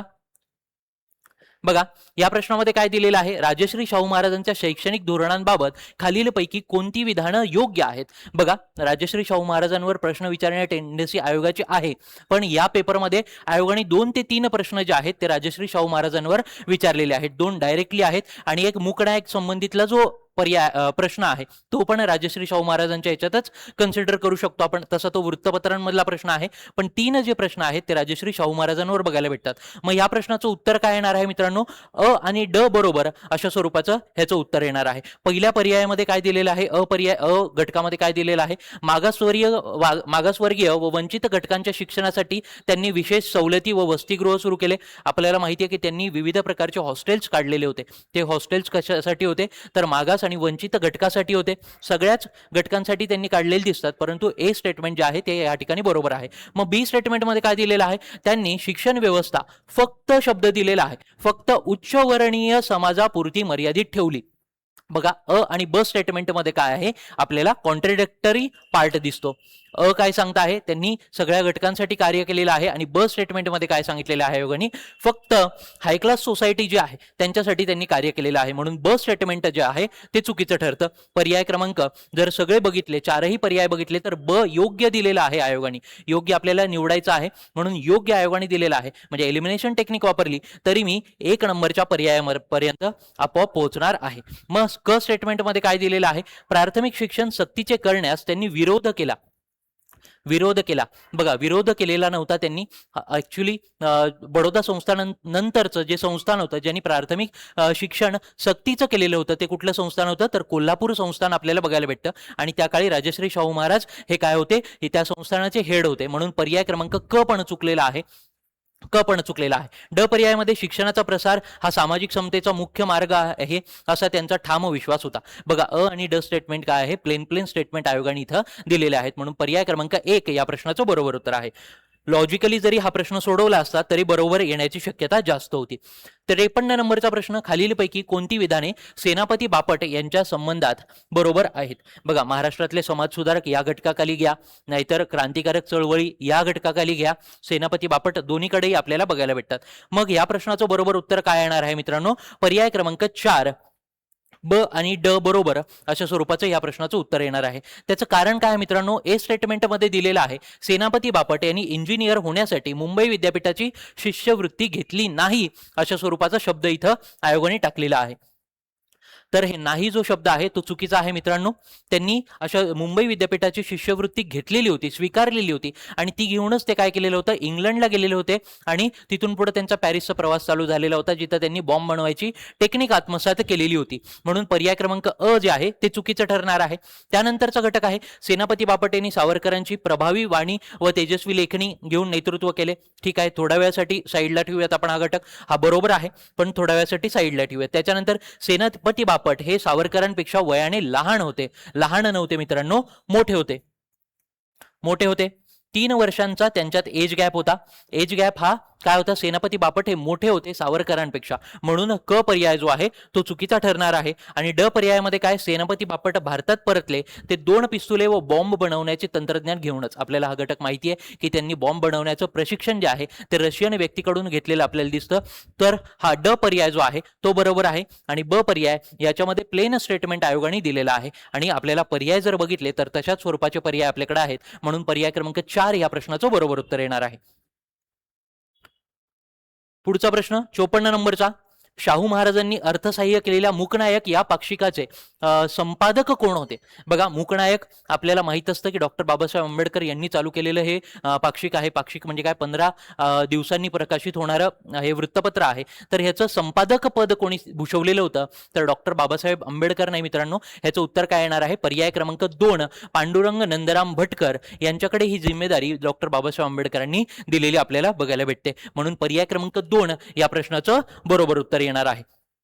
पुढचा प्रश्न बघायचा आहे वृत्तपत्र ह्या घटकाखाली हा प्रश्न येतो बरं का, पण ह्याच्यामध्ये रेफरन्स त्यांनी काय केलेला होता, राजश्री शाहू महाराज यांनी अर्थसहाय्य केलेलं मूकनायक हे वृत्तपत्र आहे. बघा पुढचा प्रश्न 55 नंबरचा. पुणे जवळील देवाची आळंदी येथे 3 ऑगस्ट 1947 रोजी झालेल्या शेतकरी कामगार पक्षाच्या स्थापनेमध्ये पुढीलपैकी कोणाकोणाचा समावेश होता. मग व्यक्ती कोण दिलेले आहेत बघा, शंकरराव मोरे, केशवराव जयदे, भाऊसाहेब राऊत, तुळशीराम जाधव. आता या प्रश्नाचं उत्तर जे आहे ते थोडंसं आयोगावर डिपेंड करतं मित्रांनो, पण मला वाटतं की पर्याय क्रमांक 2 या प्रश्नाचं उत्तर आयोग देऊ शकतं. वरीलपैकी सर्व अशा स्वरूपाचं उत्तर आयोग देईल. ठीक आहे, कारण की सगळ्याचा समावेश असलेला आपल्याला बघायला भेटतो या शेतकरी कामगार परिषदेच्या स्थापनेमध्ये. पर्याय क्रमांक 2 या प्रश्नाचं बरोबर उत्तर आयोग देण्याची शक्यता आहे. पुढचा प्रश्न 56 नंबरचा. यामध्ये काय दिलेलं आहे, 19व्या शतकात महाराष्ट्रात बहुतांश शेतकरी बाजारी होण्यास कारणीभूत ठरलेल्या व ब्रिटिशांच्या महसुली नीती स्पष्ट करणाऱ्या 1880 मधील खोती वतन कायद्याशी खालील पैकी संबंधित वैशिष्ट्ये कोणती आहेत. आता हा पण थोडासा डाऊटफुल प्रश्न आहे मित्रांनो, ह्याच्यामध्ये आयोग काय उत्तर देतं हा महत्वाचा घटक आहे, परंतु मला या ठिकाणी वाटतं की ह्याचं उत्तर काय येणार आहे. पर्याय क्रमांक अ बरोबर आहे, ब बरोबर आहे आणि ड बरोबर आहे. ई बरोबर आहे, सॉरी. पर्याय क्रमांक अ ब ई म्हणजे पर्याय क्रमांक 4 या प्रश्नाचं बरोबर उत्तर येऊ शकतं बरं का. आता आयोग कशा स्वरूपाने उत्तर देतं तो घटक या ठिकाणी डाऊटफुल आहे. दुसरा प्रश्न आहे हा जो डाऊटफुल आपल्याला वाटतो. मग ह्याच्यामध्ये काय आहे, सरकारने ठरविलेला शेतसारा देणे खोतांना बंधनकारक हा घटक असणार आहे. अपर्याय बरोबर असणार आहे, म्हणजे माझा एक ऑप्शन गेला, पर्याय क्रमांक 3 उडाला. त्यानंतरचा घटक जो आहे, शेतकऱ्यांनी सारा भरता यावा यासाठी पीक पद्धतीत बदल केला. बघा, शेतकऱ्यांनी बदल केला का शेतकऱ्यांकडून बदल घडवून आणण्यात आला, हा घटक इथं महत्वाचा ठरतो. परंतु जनरलाइज जर स्टेटमेंट आपण बघितलं तर हे स्टेटमेंट पण काय आहे, बरोबर आहे. बघा, जे दैनंदिन वापरातले जे पिकं होते म्हणजे गहू असेल, बाजरी असेल, तांदूळ असेल, अशा स्वरूपाच्या यांनी रोख स्वरूपात त्यांना शेतसारा भरता येणार होता का, तर नाही. म्हणून त्यांनी काय केलेलं होतं, नगदी पिकांची लागवड करण्याचं चालू केलेलं होतं. म्हणून अशा पद्धतीने जर विचार केला तर पर्याय क्रमांक ब हे स्टेटमेंट काय ठरतं, तर बरोबर ठरतं. क स्टेटमेंटमध्ये काय दिलेलं आहे, शेतकऱ्यांना सारा भरण्यासाठी कर्ज मिळण्याची सोय उपलब्ध केली. बघा, ते कर्जबाजारी का झालेले होते, तर प्रायव्हेट सावकाराकडून, जे सावकार त्या काळी अस्तित्वात होते त्यांच्याकडून कर्ज त्यांनी घेतल्यामुळं काय झालेलं होतं, ते कर्जबाजारी झालेले आपल्याला बघायला भेटतं. मग ब्रिटिशांनी अशा स्वरूपाचं शेतसारा भरण्यासाठी कर्ज मिळण्याची सोय उपलब्ध करून दिली असती तर ते कर्जबाजारी झाले असते का, तर नाही. म्हणून पर्याय क्रमांक क जे आहे ते इथं चुकीचं वाटतं मला. आणि ड जे स्टेटमेंट आहे, शेतसारा रोख किंवा धान्याच्या स्वरूपात भरण्याची सोय झाली. बघा, रोख स्वरूपात भरण्याचं त्यांनी काय केलेली होती, ब्रिटिशांनी सक्ती केलेली आपल्याला बघायला भेटते. जनरल अंडरस्टँडिंगचा प्रश्न आहे, धान्याच्या स्वरूपात नाही. म्हणून ड पर्याय काय आहे, इथं चुकीचा आहे. आणि ई पर्यायामध्ये काय दिलेलं आहे, शेतीचे अंशतः व्यापारीकरण झाले. बघा, ब स्टेटमेंट जे आहे आणि ई स्टेटमेंट जे आहे ते एकमेकांना पूरक असलेलं आपल्याला बघायला भेटतं.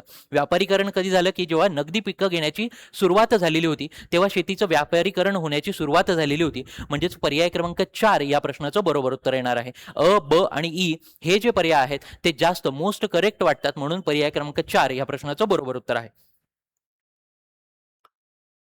पुढचा प्रश्न बघा, सोपा होता. सोपा का म्हणतोय, याच्यात घटनाक्रम विचारलेला होता.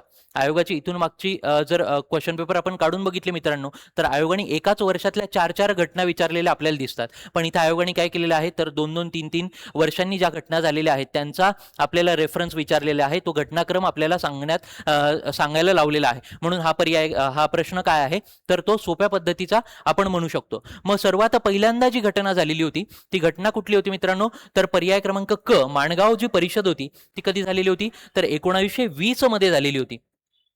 छत्रपती शाहू महाराज या परिषदेचे अध्यक्ष असलेले आपल्याला बघायला भेटतात. डॉक्टर बाबासाहेब आंबेडकर यांनी या परिषदेला उपस्थिती लावलेली होती. म्हणजे क पर्याय जो आहे तो 1 नंबरला पाहिजे मला. तसा एकमेव पर्याय माझ्याकडे आहे, तो म्हणजे पर्याय क्रमांक 2. क, ड, अ, ब पर्याय क्रमांक 2 या प्रश्नाचं बरोबर उत्तर येणार आहे. मग त्यानंतर घटना कुठली झाली, माणगाव परिषदेनंतर बहिष्कृत हितकारिणी सभा ही स्थापन केलेली दिसते. आंबेडकरांनी स्थापन केलेली होती. पर्याय क्रमांक 2 या ठिकाणी येणार आहे. त्यानंतरची घटना आहे ती म्हणजे महाडच्या पाण्याचा सत्याग्रह आंबेडकरांनी केलेला दिसतो. आणि शेवटची जी घटना आहे ती पुणे येथील पर्वती मंदिर सत्याग्रह झालेला आहे. अशा स्वरूपाचा तो घटनाक्रम येणार आहे. 1920, 1924, 27 आणि 29 अशा स्वरूपाचे ते वर्ष आहेत. पर्याय क्रमांक 2 याचं बरोबर उत्तर येणार आहे. पुढचा प्रश्न बघायचा मित्रांनो, महाराष्ट्रातील डाव्या चळवळीचे नेते श्रीपाद अमृत डांगे यांच्या संदर्भात खालीलपैकी विधाने कुठली बरोबर आहेत याचं उत्तर आपल्याला द्यायचं आहे. कुठली विधानं बरोबर आहेत बघा. यामध्ये जर ड पर्याय आपण बघितला, श्रीपाद अमृत डांगे यांनी युगांतर हे वृत्तपत्र सुरू केलं, हा पर्याय काय आहे मित्रांनो, चुकीचा आहे. युगांतरची स्थापना कुठं झालेली होती? बंगाल प्रांतामध्ये झालेली होती. बंगाल प्रांतामध्ये झालेली होती. आणि श्रीपाद अमृत डांगे हे कामगार चळवळीशी निगडीत असणारे भारतीय स्वातंत्र्य चळवळीतले महत्वाचे नेते, त्यांच्याशी संबंध होता का युगांतरचा? तर नाही. त्यांनी कुठलं वृत्तपत्र काढलं होतं? तर क्रांती नावाचं वृत्तपत्र काढलं होतं, क्रांती नावाचं. म्हणजे पर्याय क्रमांक ड या ठिकाणी माझा येणार नाही ऑप्शन मध्ये. मग माझं काय, 2 पर्याय गेले, 3 आणि 4. त्यानंतर बघूयात अ स्टेटमेंट मध्ये काय दिलेलं आहे. श्रीपाद अमृत डांगे यांचे उच्च शिक्षण मुंबईच्या विल्सन कॉलेजमध्ये झालेले होते. ठीक आहे, हा पर्याय काय आहे, बरोबर आहे. त्यानंतर गांधी वर्सेस लेनिन या ग्रंथाचं त्यांनी लेखन केलेलं दिसतं, हा पण स्टेटमेंट काय आहे, बरोबर आहे.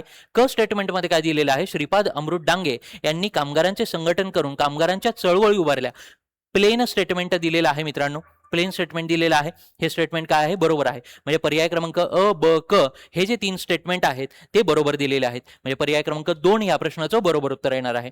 हा पर्याय का बरं चेक केला, क? कारण की 1 नंबरचा पर्याय काय होता, अ आणि ब, अ आणि ब. पण तिसऱ्या पर्यायामध्ये काय आहे, आयोगाने प्लेन स्टेटमेंट दिलेलं आहे. कामगार चळवळीशी निगडीत असणारे नेते आपल्याला माहिती आहे श्रीपाद अमृत डांगे, म्हणून हा पर्याय जो आहे क नंबरचा पर्याय तो बरोबर घेऊन चालायचा आहे. पर्याय क्रमांक 2 या प्रश्नाचं बरोबर उत्तर येणार आहे. पुढचा प्रश्न, मुंबई येथे स्टुडंट लिटररी अँड सायंटिफिक सोसायटीच्या स्थापनेत खालीलपैकी कोणत्या व्यक्तींचा समावेश होता? आयोगाने बऱ्याचदा हा प्रश्न विचारलेला आहे मित्रांनो, ह्याच्यामध्ये काहीच डाऊट नसायला पाहिजे की पर्याय क्रमांक 3 या प्रश्नाचं बरोबर उत्तर येणार आहे. पर्याय क्रमांक 3 या प्रश्नाचं बरोबर उत्तर येणार आहे. कारण की गोपाळ गणेश आगरकर यांचा जन्म झाला होता मित्रांनो 1856 ला. आणि student literary and scientific society ही कधी स्थापना झालेली होती? 1848 ला. त्यांच्या जन्माच्या आधीची ही सोसायटी आपल्याला बघायला भेटते, संस्था आपल्याला बघायला भेटते. म्हणून अपर्याय येणार नाही. बाकी दादाभाई नौरोजी, भाऊदाजी लाड, विश्वनाथ नारायण मंडलिक हे 3ही जण काय होते, या सोसायटीशी निगडीत असलेले आपल्याला बघायला भेटतं. म्हणजेच पर्याय क्रमांक 3 या प्रश्नाचं बरोबर उत्तर येणार आहे. स्ट्रेट फॉरवर्ड प्रश्न होता, सोपा प्रश्न होता, PYQ आधारावरचा हा प्रश्न होता, म्हणून हा सोपा आहे. पुढचा प्रश्न बघा, राजश्री शाहू महाराज, छत्रपती शाहू महाराजांनी खालीलपैकी कोणत्या स्त्रियांना शिक्षण कार्यात सहकार्य केले होते? बघा, ह्याचे रेफरन्सेस सापडत नाहीत, परंतु एक रेफरन्स सापडतो मित्रांनो, तो म्हणजे काय आहे की रखमाबाई केळवकर या ज्या आहेत त्या कोल्हापूर संस्थानामध्ये ॲज अ शिक्षण अधिकारी आलेल्या होत्या. शिक्षण अधिकारी आलेल्या होत्या. म्हणजे अ जे स्टेटमेंट आहे, अ जो पर्याय आहे तो माझ्या उत्तरामध्ये पाहिजे. म्हणजे पर्याय क्रमांक 1 आणि 4 या ठिकाणी कॅन्सल करावा लागतो. मग आता पर्याय क्रमांक 2 आणि 4 कॅन्सल करायला लागेल. 1 आणि 3 पैकी मला उत्तर निवडायचं आहे. मग डी मध्ये जो पर्याय दिलेला आहे, इंदुमती देवी यांच्याबद्दल एक माहिती आढळते मित्रांनो, की ह्या काय होत्या, छत्रपती शाहू महाराजांच्या सुनबाई होत्या. 11व्या वर्षी यांना वैधव्य आलेलं होतं आणि त्यांच्या शिक्षणासाठी शाहू महाराजांनी प्रयत्न केलेले आपल्याला दिसतात. म्हणजे सगळ्या समाजाचा विरोध पत्करून त्यांनी काय केलेलं होतं, यांच्या शिक्षणाला महत्त्व दिलेलं होतं. म्हणजेच पर्याय क्रमांक 3 याचं बरोबर उत्तर येण्याची दाट शक्यता आहे. फक्त अ आणि ड हा जो पर्याय आहे, पर्याय क्रमांक 3 या प्रश्नाचं बरोबर उत्तर देण्याचे आयोग दाट शक्यता आहे. बघा, महाराष्ट्राचा जो इतिहास आहे तो व्यवस्थित करून जायला पाहिजे इथून पुढच्या पेपरमध्ये, जेणेकरून आपल्या अशा पद्धतीचा जर पेपर सेट झाला फक्त महाराष्ट्र सेंट्रिक, तर आपले प्रश्न चुकायला नको. थँक्यू. भूगोल या प्रश्नाच्या संभावित उत्तरं आपल्याला बघायची आहेत. पहिल्यांदा विश्लेषण करून घेऊ की कुठल्या घटकावर आयोगाने प्रश्न विचारलेले होते. मग वन आणि अभयारण्य ह्याच्यावर आयोगाने किती प्रश्न विचारलेले आहेत? 4 प्रश्न विचारलेले आहेत मित्रांनो. मी कायम टेस्ट सिरीजमध्ये असेल किंवा लेक्चर्समध्ये पण सांगतो की आयोगाने ऑफबीट टॉपिकवर, म्हणजे आतापर्यंत आयोग ज्या टॉपिकवर प्रश्न विचारत नव्हता त्या टॉपिकवर जास्तीत जास्त प्रश्न विचारायला चालू केलेले आहेत आणि ते आपल्याला व्यवस्थित करायचे आहेत. आपत्ती व्यवस्थापनावर आयोगाने 1 प्रश्न विचारलेला आहे. पुढचा जो महत्त्वाचा टॉपिक विचारलेला आहे आयोगाने, तो म्हणजे पर्यावरण. पर्यावरणावर 2 प्रश्न विचारलेले आहेत. ऑब्व्हियसली मेन्स आहे, मेन्सच्या सिलेबसमध्ये आयोगाने आपल्याला पर्यावरण सेक्शन सेपरेट दिलेलं आहे, म्हणून आयोगाने इथं 2 प्रश्न विचारलेले आहेत. त्याच्यानंतर बघा पर्जन्य, पर्जन्यावर 2 प्रश्न विचारलेले आहेत मित्रांनो. हवामान आणि पर्जन्य हा जो चॅप्टर आहे त्या चॅप्टरमध्ये आतापर्यंत आयोग काय विचारायचं की 3 जे सायंटिस्ट होते आपले, त्रिवार्था, कोपेन आणि गिल, यांच्याबद्दल काय करायचं, त्यांच्या वर्गीकरणावर प्रश्न विचारायचं. पण इथं आयोगाने ऍक्च्युअल पर्जन्यमानावर प्रश्न विचारलेला आहे मित्रांनो. तामिनी घाटाचा 1 आणि 71 ते 2000 पर्यंत भारतामध्ये किती सरासरी पर्जन्य पडलेलं आहे त्यावर आयोगाने प्रश्न विचारलेला आहे. म्हणून बघा किती आयोग डिटेलमध्ये आपल्याला अभ्यासाची अपेक्षा करतो आहे आपल्याकडून. दुसरा जो घटक आहे लोकसंख्या. आता तुम्ही म्हणाल की सर लोकसंख्येवर आयोगाने काहीच प्रश्न विचारलेले नाही, म्हणजे साक्षरता नाही, लिंग गुणोत्तर नाही, वृद्धी नाही, अशा स्वरूपाचा प्रश्न आयोगाने विचारलेलाच नाही. पण तो भटक्या विमुक्त जातींचं जे संस्था आहे त्या संस्थेचं काम कोण बघतं, तो जो घटक आहे मित्रांनो, तो पण लोकसंख्या या चॅप्टरशीच निगडित आहे. लोकसंख्या या चॅप्टरमध्ये आपल्याला स्थलांतर असेल किंवा वेगवेगळ्या ज्या वस्त्या आहेत त्या वस्त्यांचा अभ्यास करायचा असतो आणि त्यालाच धरून आयोगाने हा प्रश्न विचारलेला आहे. ठीक आहे, आलं बायफर्गेशन लक्षात आलं. 4 प्रश्न वन आणि अभयारण्यावर मिळून विचारलेले आहेत. 1 प्रश्न आपत्ती व्यवस्थापनावर विचारलेला आहे, जो अणुऊर्जा प्रकल्पाचा विचारलेला होता तो. त्यानंतर 2 प्रश्न जे आहेत ते पर्यावरण आणि पर्जन्यावर विचारलेले आहेत आणि 1 जो प्रश्न आहे तो लोकसंख्या किंवा त्याच्याशी निगडित असणाऱ्या चॅप्टरवर आयोगाने विचारलेला आहे. म्हणजे प्राकृतिक भूगोल असेल, नदी प्रणाली असेल, प्रशासकीय भूगोल असेल, हे 3-4 चॅप्टर आहेत ते आयोगाने विचारलेलेच नाहीत या पेपरला. म्हणजे भूगोलामध्ये 10 पैकी 10 मार्क मिळवण्याची संधी जी होती त्या आयोगाने थोडीशी आपली हुकवलेली आहे. चला संभावित उत्तर बघूयात. बघा पहिला प्रश्न कशावर विचारलेला होता, पर्यावरण संवर्धन कार्यरत असणाऱ्या राष्ट्रीय पातळीवरील संघटना व त्यांचे मुख्यालय यांच्या आपल्याला जोड्या लावायच्या होत्या. बघा मित्रांनो, मी वारंवार सांगतोय, म्हणजे जेवढे एक्सप्लेनेशन घेतले त्यामध्ये पण सांगितलेलं होतं विद्यार्थ्यांना की 2024 पूर्वीचा जो राज्यसेवेचा पेपर होता ऑब्जेक्टिव्ह टाईपचा, त्याच्यामधले प्रश्न आयोग आपल्याला विचारणार आहे आणि याचाच हा नमुना आहे मित्रांनो. तेव्हा आयोग अशा प्रकारच्या ह्या संस्था ज्या आहेत त्या वारंवार विचारायचं GS1 मध्ये. म्हणून 2024च्या आधीचे GS1चे जे पेपर आहेत ते व्यवस्थित करून ठेवायचे आहेत. मग या प्रश्नाचं उत्तर काय येणार आहे, पर्याय क्रमांक 3 या प्रश्नाचं बरोबर उत्तर आहे मित्रांनो. बघा भारतीय प्राणी कल्याण मंडळ जे आहे ते कुठं आहे, तर हरियाणा या ठिकाणी आहे. त्यानंतर भारतीय वनस्पती सर्वेक्षण जे आहे, बॉटनिकल सर्वे ऑफ इंडिया जे आहे ते कुठं आहे, कलकत्त्याला आहे. वन अनुसंधान संस्था म्हणजे FRI ही जी संस्था आहे ती कुठं आहे, देहरादूनला आहे. त्यानंतर राष्ट्रीय जैवविविधता प्राधिकरण ते कुठं आहे, तर चेन्नईला आहे. अशा स्वरूपाचा हा प्रश्न होता. 2, 4, 1, 3 पर्याय क्रमांक 3 या प्रश्नाचं बरोबर उत्तर येणार आहे. पुढचा प्रश्न बघायचा आहे. बघा हा प्रश्न पण आपण वनांमध्ये किंवा ह्याच्यामध्येच कन्सिडर करू शकतो बरं का, कारण की ह्याच्यामध्ये मोस्ट ऑफ दी ज्या संस्था आहेत त्या आपण कुठं बघत असतो, तर वन हा चॅप्टर बघत असताना भारतीयाची वन प्रणाली जेव्हा बघतो तेव्हा ह्या ज्या संस्था आहेत त्या कव्हर करायच्या असतात. पुढचा प्रश्न, खालीलपैकी अणुऊर्जेच्या इतिहासातील पहिला अपघात कोणता आहे, पहिला अपघात कुठला आहे. बघा बऱ्याच विद्यार्थ्यांनी याचं चर्नोबिल असं आन्सर लिहिलं असेल, पण पर्याय क्रमांक 2 या प्रश्नाचं बरोबर उत्तर आहे मित्रांनो. चॉक रिव्हर जी आहे या ठिकाणी जे अणुऊर्जाचा अपघात झालेला होता तो सर्वात one of the first incident होता. 1950च्या आसपासचं ते दशक होतं, त्या दशकामध्ये हा अपघात झालेला होता. आपत्ती व्यवस्थापनावर हा प्रश्न आयोगाने विचारलेला होता. पर्याय क्रमांक 2 ह्याचं बरोबर उत्तर आहे. पुढचा प्रश्न 63वा बघा, वसंतराव नाईक तांडा अथवा वस्ती विकास ही योजना डॅश डॅश द्वारे राबवली जाते. नोडल एजन्सी आपल्याला विचारलेली आहे, कुठला घटक आहे किंवा कुठली एजन्सी आहे ते याच्या संदर्भात काम करते. पर्याय क्रमांक 4 या प्रश्नाचं बरोबर उत्तर येणार आहे. सामाजिक न्याय आणि विशेष सहाय्य विभाग महाराष्ट्र शासन हा विभाग जो आहे तो नोडल एजन्सी म्हणून कार्य करतो या योजनेसाठी. लोकसंख्येशी निगडित असणारा हा प्रश्न आयोगाने विचारलेला होता. थोडासा डीप मध्ये जाऊन प्रश्न होता, थोडासा संदर्भ HRDच्या ज्या योजना आहेत त्याच्या संबंधित हा घटक आपण म्हणू शकतोय. पुढचा प्रश्न, महाराष्ट्रातील वलेनकोंड हे मंदिर मत्स्य अभयारण्य कोणत्या नदीवर आहे. बघा अभयारण्य तर विचारलेलंच आहे, पण त्याच्यात पण काय विचारलेलं आहे, मत्स्य अभयारण्य म्हणजे माशांसाठीचं जे अभयारण्य आहे त्याच्यावर हा प्रश्न आहे. मग ह्याचं उत्तर काय येणार मित्रांनो, काल नदी या ठिकाणी हे अभयारण्य आपल्याला बघायला भेटतं, किंवा हे जे स्थळ आहे ते काल नदीवर असलेलं आपल्याला बघायला भेटतं. रायगड जिल्ह्याचा हा भाग आहे. ठीक आहे. या अभयारण्यामध्ये महाशीर नावाचं जे मासा आहे त्या माशाचं संवर्धन करताना आपल्याला लोक दिसतात. महाशीर या माशाचं संवर्धन या ठिकाणी होत असतं. पर्याय क्रमांक 2 या प्रश्नाचं बरोबर उत्तर आहे. 65 नंबरचा प्रश्न, निळा कार्बन परिसंस्थांसाठी आंतरराष्ट्रीय धोरण चौकट डॅश डॅश यांनी विकसित केलेली आहे. बघा याचं उत्तर काय येणार आहे? पर्याय क्रमांक 3 या प्रश्नाचं बरोबर उत्तर येणार आहे. बघा या पर्यावरणासंबंधित हा प्रश्न आहे, परंतु या प्रश्नाकडे व्यवस्थित जर तुम्ही बघितलं असतं तर इथं पर्यायामध्ये काय क्वेश्चन मध्ये काय दिलेलं आहे तर धोरण चौकट डॅश डॅश यांनी म्हणजे काय आहे, इथं मल्टिपल आपल्याला सांगायचं होतं. मल्टिपल संस्था किंवा एखादं आंतरराष्ट्रीय धोरण आहे मित्रांनो, ते धोरण कुठलीच एक संस्था मिळून बनवत नाही. तिथं 2-3 संस्था आपल्याला एकत्र आलेल्या दिसतात. पण तसा प्रकारचा पर्याय जो आहे तो पर्याय क्रमांक 3च आपल्याकडे अवेलेबल होता. कन्झर्वेशन इंटरनॅशनल आणि IUCN या ज्या 2 संस्था आहेत त्यांनी अशा प्रकारचं धोरण विकसित केलेलं आपल्याला बघायला भेटतं. म्हणून पर्याय क्रमांक 3 या प्रश्नाचं बरोबर उत्तर आहे. बघा उत्तर माहिती नसेल आणि एक एक शब्द जो आहे प्रश्नातला तो व्यवस्थित वाचला तरी उत्तरापर्यंत जाता येतं. 66 नंबरचा प्रश्न, महाराष्ट्र राज्य वन धोरण 2008 नुसार कधीचं विचारलेलं आहे? 2008चं विचारलेलं आहे वन धोरण. त्याच्यामध्ये काय, कोणत्या विभागाकडे मानव संसाधन विकास योजनेच्या अंमलबजावणीची जबाबदारी सोपवण्यात आलेली आहे? अगेन नोडल एजन्सीज आपल्याला विचारलेल्या आहेत.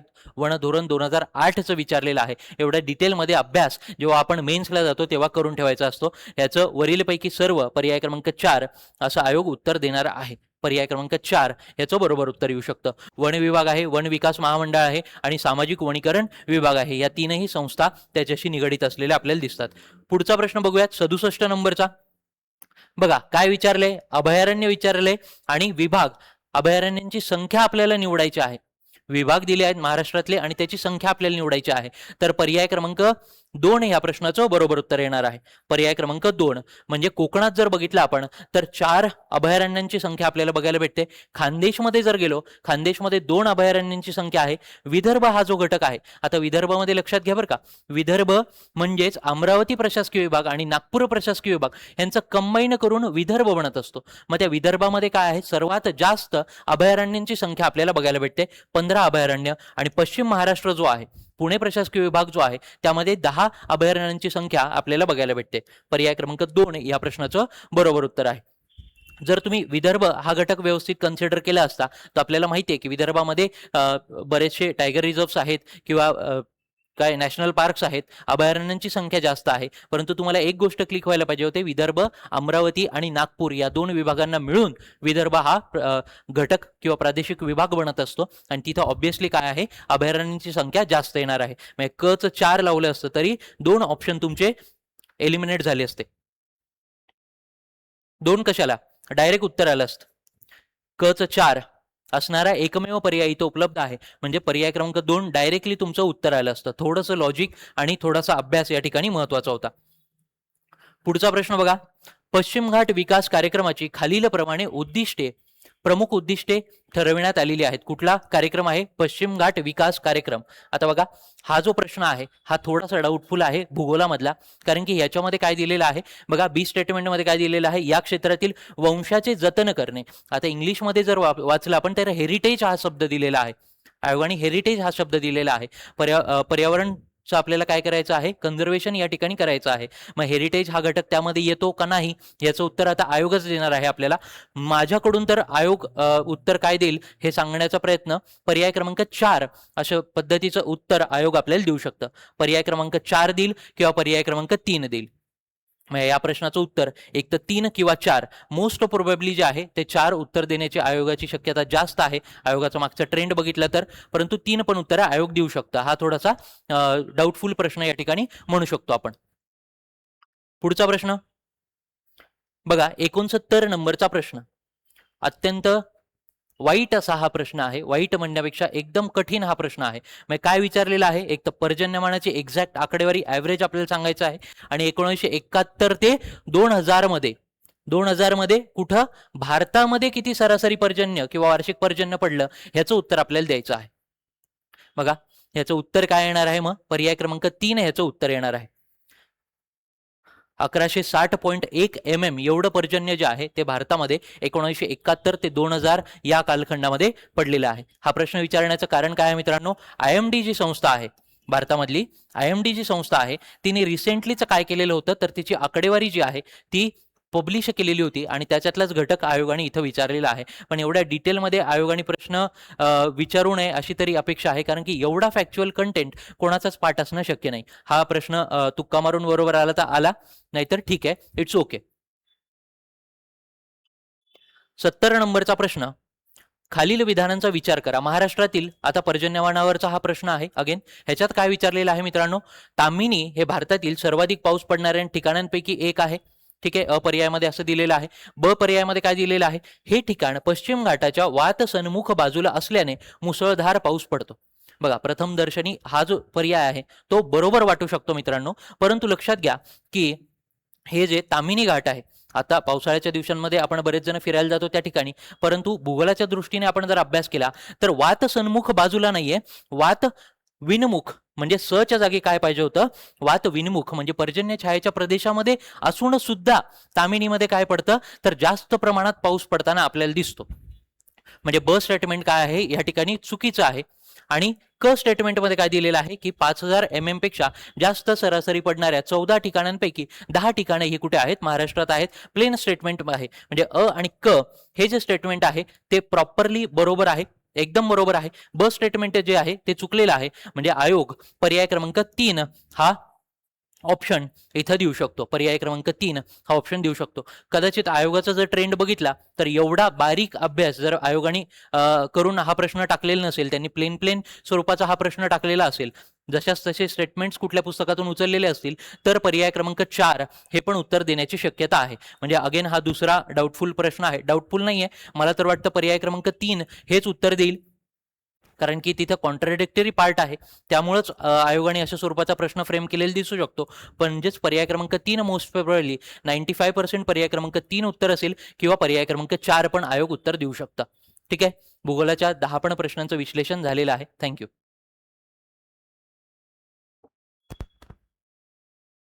चला तर आपले सायन्सचे प्रश्न पहा. आता आपण सायन्स आणि टेक दोन्ही प्रश्न पाहणार आहे. आता लक्षात घ्या, जर तुम्ही सायन्स आणि टेक दोन्ही प्रश्नांचा विचार केला तर यावेळेस आयोगाने विचारलेले प्रश्न हे मोस्ट ऑफ सोपे आहेत आणि आपल्याला हे सगळे एक सिंगल लाईन मधले प्रश्न पाहायला मिळतील. मग आपला पहिला प्रश्न घ्या, काय विचारले पहा की योग्य विधाने निवडा.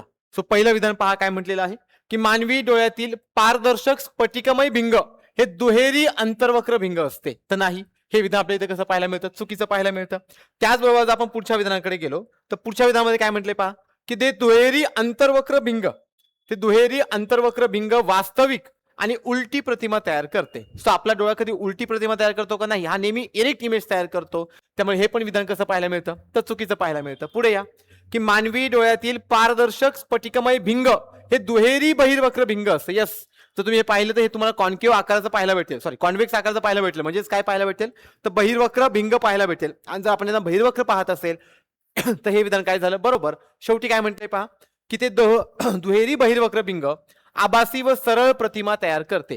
आभासी व सरळ प्रतिमा म्हणजे काय की या ठिकाणी आपल्याला एक इरेक्ट इमेज पाहायला मिळते. आता एक इरेक्ट इमेज पाहायला मिळते म्हणजे हे पण विधान काय झालं बरोबर. सो प्रश्नाचं उत्तर काय झालं, क आणि ड बरोबर. मग आता आपल्याला ह्या प्रश्नाचं संभाव्य उत्तर पर्याय क्रमांक 4 पाहायला मिळू शकतं. देन पुढे या, तर आपण पुढचा प्रश्न पाहिला, सोपा आहे. आता अल्फा बीटा गॅमा आयोग प्रत्येक वर्षी प्रश्न विचारतो. सो तुम्ही डायरेक्टली याला PYQ म्हटलं तरी चालेल, डायरेक्टली PYQ म्हटलं तरी चालेल. प्रत्येक एक्झामला प्रश्न आहे. काय म्हटले पहा, खालीलपैकी कोणत्या प्रकारचे किरणोत्सर्गी क्षय निसर्गात आढळतात एवढंच विचारले. पुढे म्हटले अल्फा क्षय ज्यामध्ये हेलियम केंद्रक हा आपल्याला या प्रमाणात पाहायला मिळतो. ऑलरेडी आयोगाचं हे PYQचं स्टेटमेंट आहे, ऑलरेडी PYQचं स्टेटमेंट आहे. देन पुढे या, पुढे पाहायला मिळतं की बीटा क्षय ज्यामध्ये इलेक्ट्रॉन किंवा पॉझिट्रॉन उत्सर्जित होतात. येस, हे पण बरोबर आहे. देन विचारलं गॅमा बद्दल की गॅमा क्षय ज्यामध्ये उच्च ऊर्जा फोटॉन्स उत्सर्जित करतात किंवा एक्सक्रिएट करतात. हेही विधान योग्य आहेत. सो आपल्या हे चौघेही म्हणजे तिघेही नॅचरली काय पाहायला मिळतात तर निसर्गात पाहायला मिळतात. सो आपण इथे संभाव्य उत्तर काय पाहू शकतो, सो पर्याय क्रमांक 4 पाहू शकतो. यापुढे आता सिंपल प्रश्न, आता हे एकदम सिंपल वन लाईनर स्टेटमेंट विचारले. काय विचारले पहा, प्रकाशाचे तरंग लांबीमध्ये वाढ झाल्यास माध्यमाचा अपवर्तनांक सामान्यतः डिक्रीज होतो. डिक्रीज म्हणजेच काय पाहायला भेटते आपल्याला, कमी होतो. हे स्टेटमेंट आहे फिजिक्स मध्ये, सिंपल स्टेटमेंट आहे की जे आपल्याला आपल्या वेव्हलेंथ वरती डिपेंड आहे. आणि ह्या वेवलेंथ वरती आपल्याला इथे एक्झॅक्टली सांगायचं आहे काय, तर आपल्याकडे असणारा रिफ्रॅक्टिव्ह इंडेक्स की ज्यावरती आयोग वारंवार प्रश्न विचारतो. सो रिफ्रॅक्टिव्ह इंडेक्स वरती सुद्धा आयोगाने यापूर्वी सुद्धा प्रश्न विचारलेले आहेत. मग लक्षात घ्या, जर आपण तरंग लांबीची वाढणारा बदल पाहिला तर या ठिकाणी अपवर्तनांक काय होत जातो आपला, तर कमी होत जातो. चला यापुढे पुढचा प्रश्न घ्या, प्रश्न क्रमांक 74. आता आपण 74चा विचार केला, काय विचारले पहा, की धातू त्याच्या धातू खनिजापासून वेगळे करण्याच्या प्रक्रियेला काय म्हणतात. सिंपल आहे, धातूंचा अभ्यास म्हणजे धातुशास्त्र किंवा आपण त्याला मेटलर्जी म्हणू. मग लक्षात घ्या, या ठिकाणी आपण सगळ्या वेळेस धातूंचा अभ्यास करतोय. मग धातू काय असेल किंवा धातू असेल, या सेपरेशनच्या टेक्निकमध्ये आपण स्टडीज कुणाचा करतो, तर मेटलर्जीचा करतो. देन पुढे काय म्हटलंय पहा, की विद्युत विच्छेदन प्रक्रियेमध्ये कोणते वाक्य बरोबर आहे. मात्र लक्षात घ्या, आता हे वाक्य आपल्याला आधी समजून घ्यावं लागेल. यासाठी काही तुम्हाला इंग्लिश ट्रान्सफॉर्मेशन सुद्धा वाचावं लागेल. काय म्हटलंय पहा, की रासायनिक शक्तीचे विद्युत शक्तीत रूपांतर करते. शक्य आहे का, नाही. रासायनिक म्हणजे केमिकल एनर्जीचं आपण डायरेक्टली इलेक्ट्रिसिटीमध्ये कन्व्हर्जन करतोय का, नाही. आपल्याला या ठिकाणी योग्य विधाने ओळखायची आहेत. पुढे या, विद्युत शक्ती ही उत्स्फूर्त प्रक्रियेसाठी वापरली जाते. आता उत्स्फूर्त म्हणजे काय, तर स्पॉन्टेनियस रिएक्शन, नाही.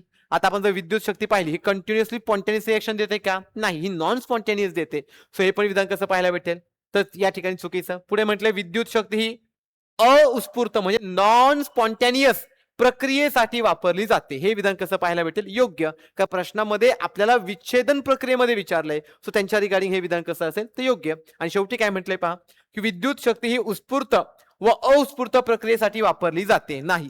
हे ऑलरेडी ब आणि क स्टेटमेंटच मिक्स करून हे विधान घेतलंय, म्हणजे आपल्याला फक्त क विधान पाहायला मिळतं. सो संभाव्य उत्तर काय असू शकतं, तर आपलं फक्त क. यापुढे पुढचा प्रश्न पहा, प्रश्न क्रमांक 75 झाला. 76 कडे या, काय विचारले पहा, आधुनिक आवर्तन सारणीबद्दल विचारले. हा PYQ आहे बरं का, हा ऑलरेडी आयोगाचा PYQ आहे. फक्त थोडा मॉडर्न भाषेत किंवा भाषेमध्ये थोडं बदल करून हा PYQ पुन्हा आयोगाने विचारलाय. काय विचारले पहा, की आधुनिक आवर्तन नियमानुसार मूलद्रव्यांचे भौतिक आणि रासायनिक गुणधर्म हे त्यांच्या ॲटॉमिक नंबरवरती कार्य करतात. मग आता ॲटॉमिक नंबर म्हणजेच काय, तर अणुक्रमांक. सो प्रश्नाचं उत्तर काय पाहायला भेटेल आपल्याला इथे, ॲटॉमिक नंबर किंवा आपल्याला अणुक्रमांक पाहायला भेटले. मग लक्षात घ्या, जर आपण या ठिकाणी या पूर्ण प्रश्नाचा विचार केला तर आपला आन्सर काय पाहायला भेटेल, तर ॲटॉमिक नंबर. यापुढे पुढचा प्रश्न पहा, प्रश्न क्रमांक 77. काय विचारलंय पहा, कोणत्या आंतरदेहगृही प्राण्याला समुद्री फर म्हणजे सी फर म्हणून सामान्यतः ओळखले जाते. प्रश्न हा पूर्णपणे फॅक्च्युअल आहे, की ज्याला आपण काय म्हणतो, तर पॅन्टोला. लक्षात घ्या, काय म्हणतो आपण त्याला, पॅन्टोला. देन पुढे काय म्हटलंय पहा, सरपटणाऱ्या प्राण्यांच्या अभ्यासास आपण काय म्हणतो. आता हा पण एक वन लाईनर आहे. जर एखादा प्राणी सरपटत असेल तर यांच्या स्टडीला आपण हर्पॅटोलॉजी म्हणतो. लक्षात घ्या, काय म्हणतो आपण, हर्पॅटोलॉजी. यापुढे आता पुढचा प्रश्न हा आयोगाचा PYQ आहे. ज्यांचा PYQ वरती होल्ड चांगला असेल त्यांना लगेच कळून जाईल की इथे आयोगाने थोडक्यात विचारले काय. तर लक्षात घ्या, हायड्राच्या नेमॅटोसिस मध्ये किंवा नेमॅटोब्लास्ट मध्ये असलेल्या विषाचे नाव विचारलेलं आहे. जर आपण हायड्रामध्ये असणाऱ्या विषाचे नाव पाहिलं तर आपल्याला इथे काय पाहायला मिळतं, हेप्नोटॉक्सिक. हा आयोगाचा PYQ आहे. जशाच्या तसा आयोगाने PYQ विचारलं. हा पूर्वी प्रीमध्ये PYQ विचारला, इथे आता मेन्सला पाहायला मिळतो. देन पुढे या, काय विचारलंय पहा, की वनस्पती स्वतःचे सेंद्रिय अन्न तयार करतात, यास ऑटोट्रॉपिक न्यूट्रिशन म्हणतात. जे स्वतःचं अन्न स्वतः बनवतात त्यांना आपण काय म्हणतो, तर ऑटोट्रॉपिक न्यूट्रिशन. सो प्रश्नाचं उत्तर काय पाहायला भेटेल, पर्याय क्रमांक 2. यापुढे पुढे काय विचारले पहा, आता हा पण आपल्याला आयोगाचा PYQ पाहायला मिळतोय. सिंपल विचारले, की बोर्डो मिश्रणामध्ये काय वापरत नाहीत. आपल्याला वापरत नाहीत असं विचारलंय. मात्र लक्षात घ्या, जर आपण बोर्डो मिश्रणाचा विचार केला तर बोर्डो मिश्रणामध्ये आपल्याला आता चुना किंवा आपल्याकडे कॉपर सल्फेट आहे किंवा पाणी तर वापरतात, बिकॉज ते मिक्सचर आहे. तर आपल्याला इथं संभाव्य उत्तर काय पाहायला मिळू शकतं, सोडियम सल्फेट. की सोडियम सल्फेट आपल्याला बोर्डो मिश्रणामध्ये पाहायला मिळत नाही. चला या पुढचा प्रश्न घ्या, प्रश्न क्रमांक 82. काय विचारले पहा, आता हा पण वन लाईनर प्रश्न आहे. पूर्ण वन लाईनर विचारलाय. काय विचारले पहा, कार्ल लिनियस यांची सिस्टीम नेचुरे ही कोणत्या वर्षी प्रकाशित झाली. आता इथे एक्झॅक्टली सांगायचं कसं, तर लक्षात घ्या, जर आता 2 वर्ष फार जवळचे आलेत, 1737 आणि 1735 हे फार जवळचे ऑप्शन आहेत. आता आपण म्हणू शकतो की ह्या दोघांमध्ये ऍटलिस्ट अंतर तरी आहे. पण ज्यावेळेस आपण फार जुना स्टडी पाहतो, एक्झॅक्टली इयर सांगताना थोडी गफलत होऊ शकते. आता इथेही प्रश्नामध्ये थोडीशी गफलत होऊ शकते, पण आपलं उत्तर इथं कोणतं घेऊन जायचं संभाव्य उत्तर, तर पर्याय क्रमांक 1. मे बी ते 1737 किंवा 36च्या मध्ये पण येऊ शकतं. लक्षात घ्या. चला, सो इथे आपण संभाव्य उत्तर पर्याय क्रमांक 1 घेऊयात. पुढे या, काय विचारले पहा, की बलून मधून घेतलेले पहिले हवाई छायाचित्र 1958 मध्ये कोणी घेतले असं विचारलंय. मग लक्षात घ्या, जर आपण यांचा विचार केला तर आपल्याला यांच्यामध्ये मोस्ट ऑफ कोण पाहायला मिळतं, तर GA टुर्नाचॉन, की यांनी सगळ्यात पहिल्यांदा काय केलं, तर हवाई छायाचित्र घेतलं. देन पुढे या, आता प्रश्न क्रमांक 84. काय विचारले पहा, एकदम सिंपल विचारले आपल्याला या ठिकाणी. खालील विधानांचा विचार करा आणि ह्या विधानांपैकी योग्य विधाने निवडा, म्हणजे बरोबर विधाने निवडा. काय म्हटले पहा, वनस्पती मोठ्या प्रमाणात इन्फ्रारेड प्रकाश परावर्तित करतात. मात्र लक्षात घ्या, जर आपण वनस्पतींचा विचार केला तर ज्या काही वनस्पती आपल्याकडे मोठ्या प्रमाणात इन्फ्रारेड प्रकाश परावर्तित करतात, येस करतात, हे विधान बरोबर आहे. पुढे म्हटले सदाहरित वनस्पतींपेक्षा लाकडाचे इन्फ्रारेड प्रकाश परावर्तन खूपच कमी असते. यस, ते कमी असू शकतं. आता हे स्टेटमेंट पाहिलं तर पार्शली बरोबर पण आहे आणि पार्शली चुकीचंही पाहायला मिळतं. सो आपण याला पार्शली ते बरोबर म्हणूयात. आणि क मध्ये काय म्हटलंय पहा, की पाणी आणि मृदा हे देखील प्रात्यक्षिकपणे कोणत्याही इन्फ्रारेड प्रकाश परावर्तित करत नाहीत. विधान नकारात्मक आहेत. ऍक्च्युअल मध्ये त्यांच्यामध्ये काही प्रमाणामध्ये आपल्याला परावर्तन पाहायला मिळतं. सो हे विधान कसं पाहायला मिळेल, कम्प्लिटली चुकीचं. मग लक्षात घ्या, या ठिकाणी विधान जर अ पाहिलं हे कम्प्लिटली बरोबर आहे, पण ब मध्ये आपल्याला थोडं कन्फ्युजन पाहायला मिळतं की जे मे बी पार्शली बरोबर पण आहे किंवा पार्शली इनकरेक्ट पण आहे. सो आपण संभाव्य उत्तर काय घेऊन जाऊया तिथे. सो पर्याय क्रमांक 3. या पुढचा प्रश्न घ्या, प्रश्न क्रमांक 85. सोपा विचारलाय आता हा. काय विचारलंय पहा, की खालीलपैकी कोणत्या प्रकारच्या रिझोल्युशन रिमोट सेन्सिंग सेन्सरद्वारे शोधता येणारी सर्वात लहान वस्तू म्हणजे ऑब्जेक्ट हा निश्चित करतो. मग लक्षात घ्या, याच्यामध्ये आपल्याला पाहायला मिळतं स्पेटियल रिसोल्युशन किंवा स्पेशियल रिझोल्युशन. जर आपण स्पेशल रिझोल्युशनचा विचार केला तर आपला हा काय करतो, तो एकदम लहान ऑब्जेक्ट निश्चित करण्याचं काम करतो. चला या पुढचा प्रश्न घ्या, 86 नंबरचा. लक्षात घ्या बरं का, ह्या पेपरमध्ये तुम्हाला सगळं एकदम सिंपल पाहायला भेटेल, सगळा वन लाईनर पेपर आहे. पुढे काय म्हटलंय पहा, विद्युत चुंबकीय वर्णपटाच्या दृश्य भागातील हिरव्या पानांद्वारे होणाऱ्या सौर किरणांचे परावर्तन तुलनेने कमी का असते. मग आता आपल्याला इथे परावर्तन विचारले, जर आपण यांच्या परावर्तनाचा विचार केला तर यांचं परावर्तन तुलनेने कमी का आहे हे या ठिकाणी विचारले. मग लक्षात घ्या, जर आपण पहिलं विधान पाहिलं तर काय म्हटलंय, की पानातील रंगद्रव्य हे प्रकिरण क्रियेद्वारे सौर ऊर्जेचा मोठा भाग परावर्तित करतात. काही संबंध नाही विधानांचा. देन पुढे म्हटलंय वनस्पतींच्या पानामध्ये पाण्याचे प्रमाण जास्त असल्यामुळे, काही संबंध नाही. वनस्पतीमध्ये पिगमेंट असतात. कोणते पिगमेंट, पिगमेंट म्हणजे रंगद्रव्य असतात की ज्यांचा कलर हिरवा असतो, ते ऊर्जेचे शोषण करतात आणि त्यामुळे आपल्याला इथे तुलनेने यांचं परावर्तन कसं पाहायला मिळतं, तर कमी पाहायला मिळतं. सो उत्तर काय घ्यावं लागेल आपल्याला इथे, तर पर्याय क्रमांक 3. आता पुढे या, सिंपल विचारले 87 मध्ये, की CIS म्हणजे ट्रायड सिक्युरिटी पॅराडाइम नुसार अक्षर आय चा अर्थ काय होतो, तर आयचा मीन्स इंटिग्रिटी. शब्द लक्षात घ्या, आय म्हणजे काय झालं आपल्याकडे, तर इंटिग्रिटी झाला. चला या पुढे प्रश्न क्रमांक 88. सोपा विचारलाय हा, पण काय विचारलाय हा, रिगार्डिंग टू कॉपीराईट आहे. डॅश कायदा domain name media tags mirroring framing linking इत्यादीशी निगडित आहे कॉपीराईट. बिकॉज इट्स हा एक राईट आहे, हा एक अधिकार आहे की जो आपल्या सगळ्या जे काही गोष्टी आहेत किंवा हे सगळे ऑब्जेक्ट्स यांना ते संरक्षण देण्याचं काम करतं. देन आपला सेकंड लास्ट क्वेश्चन पहा, काय विचारले पहा, की न्यूमेरिक डाटा अनालिसिस साधन वापरून आपण कॉम्प्युटराइज लेझर बनवू शकतो, त्या साधनाला काय म्हणतात असं विचारलं. मग लक्षात घ्या, त्या साधनांना आपण काय म्हणतो, स्प्रेडशीट सॉफ्टवेअर. ज्यावेळेस आपण वेगवेगळ्या डेटा बनवू शकतो किंवा कॉम्प्युटराइज करू शकतो त्यांना आपण काय म्हटलं, तर स्प्रेडशीट सॉफ्टवेअर. आपला शेवटचा प्रश्न पहा, एकदम सोपा आहे, अतिशय जास्त सोपा आहे, पूर्ण वन लाईनर. लक्षात घ्या, जर तुम्ही 20 प्रश्न पाहिलेत ना, 20च्या 20 प्रश्न वन लाईनर, हार्डली 1-2 प्रश्नामध्ये तुम्हाला विधानं पाहायला मिळतील, ते पण विधान वन लाईनर फॉर्म मध्येच विचारलेत, म्हणजे कन्सेप्ट फार कमी पाहायला मिळते. सो इथं आयओटीचा फुल फॉर्म विचारलाय. सो आयओटीचा फुल फॉर्म काय पाहायला मिळतो आपल्याला, इंटरनेट ऑफ थिंग्स. मग लक्षात घ्या, जर तुम्ही आपला आजचा सायन्सचा पेपर पाहिला तर मी तर म्हणेल वैयक्तिक फार सोपा पेपर होता. इव्हन तुमच्या PYQचा वरती सुद्धा होल चांगला असेल तरी पण तुम्ही यांना इझिली या ठिकाणी क्लिअर करू शकता. एवढा हा सोपा आपल्याला या ठिकाणी पेपर पाहायला मिळतो.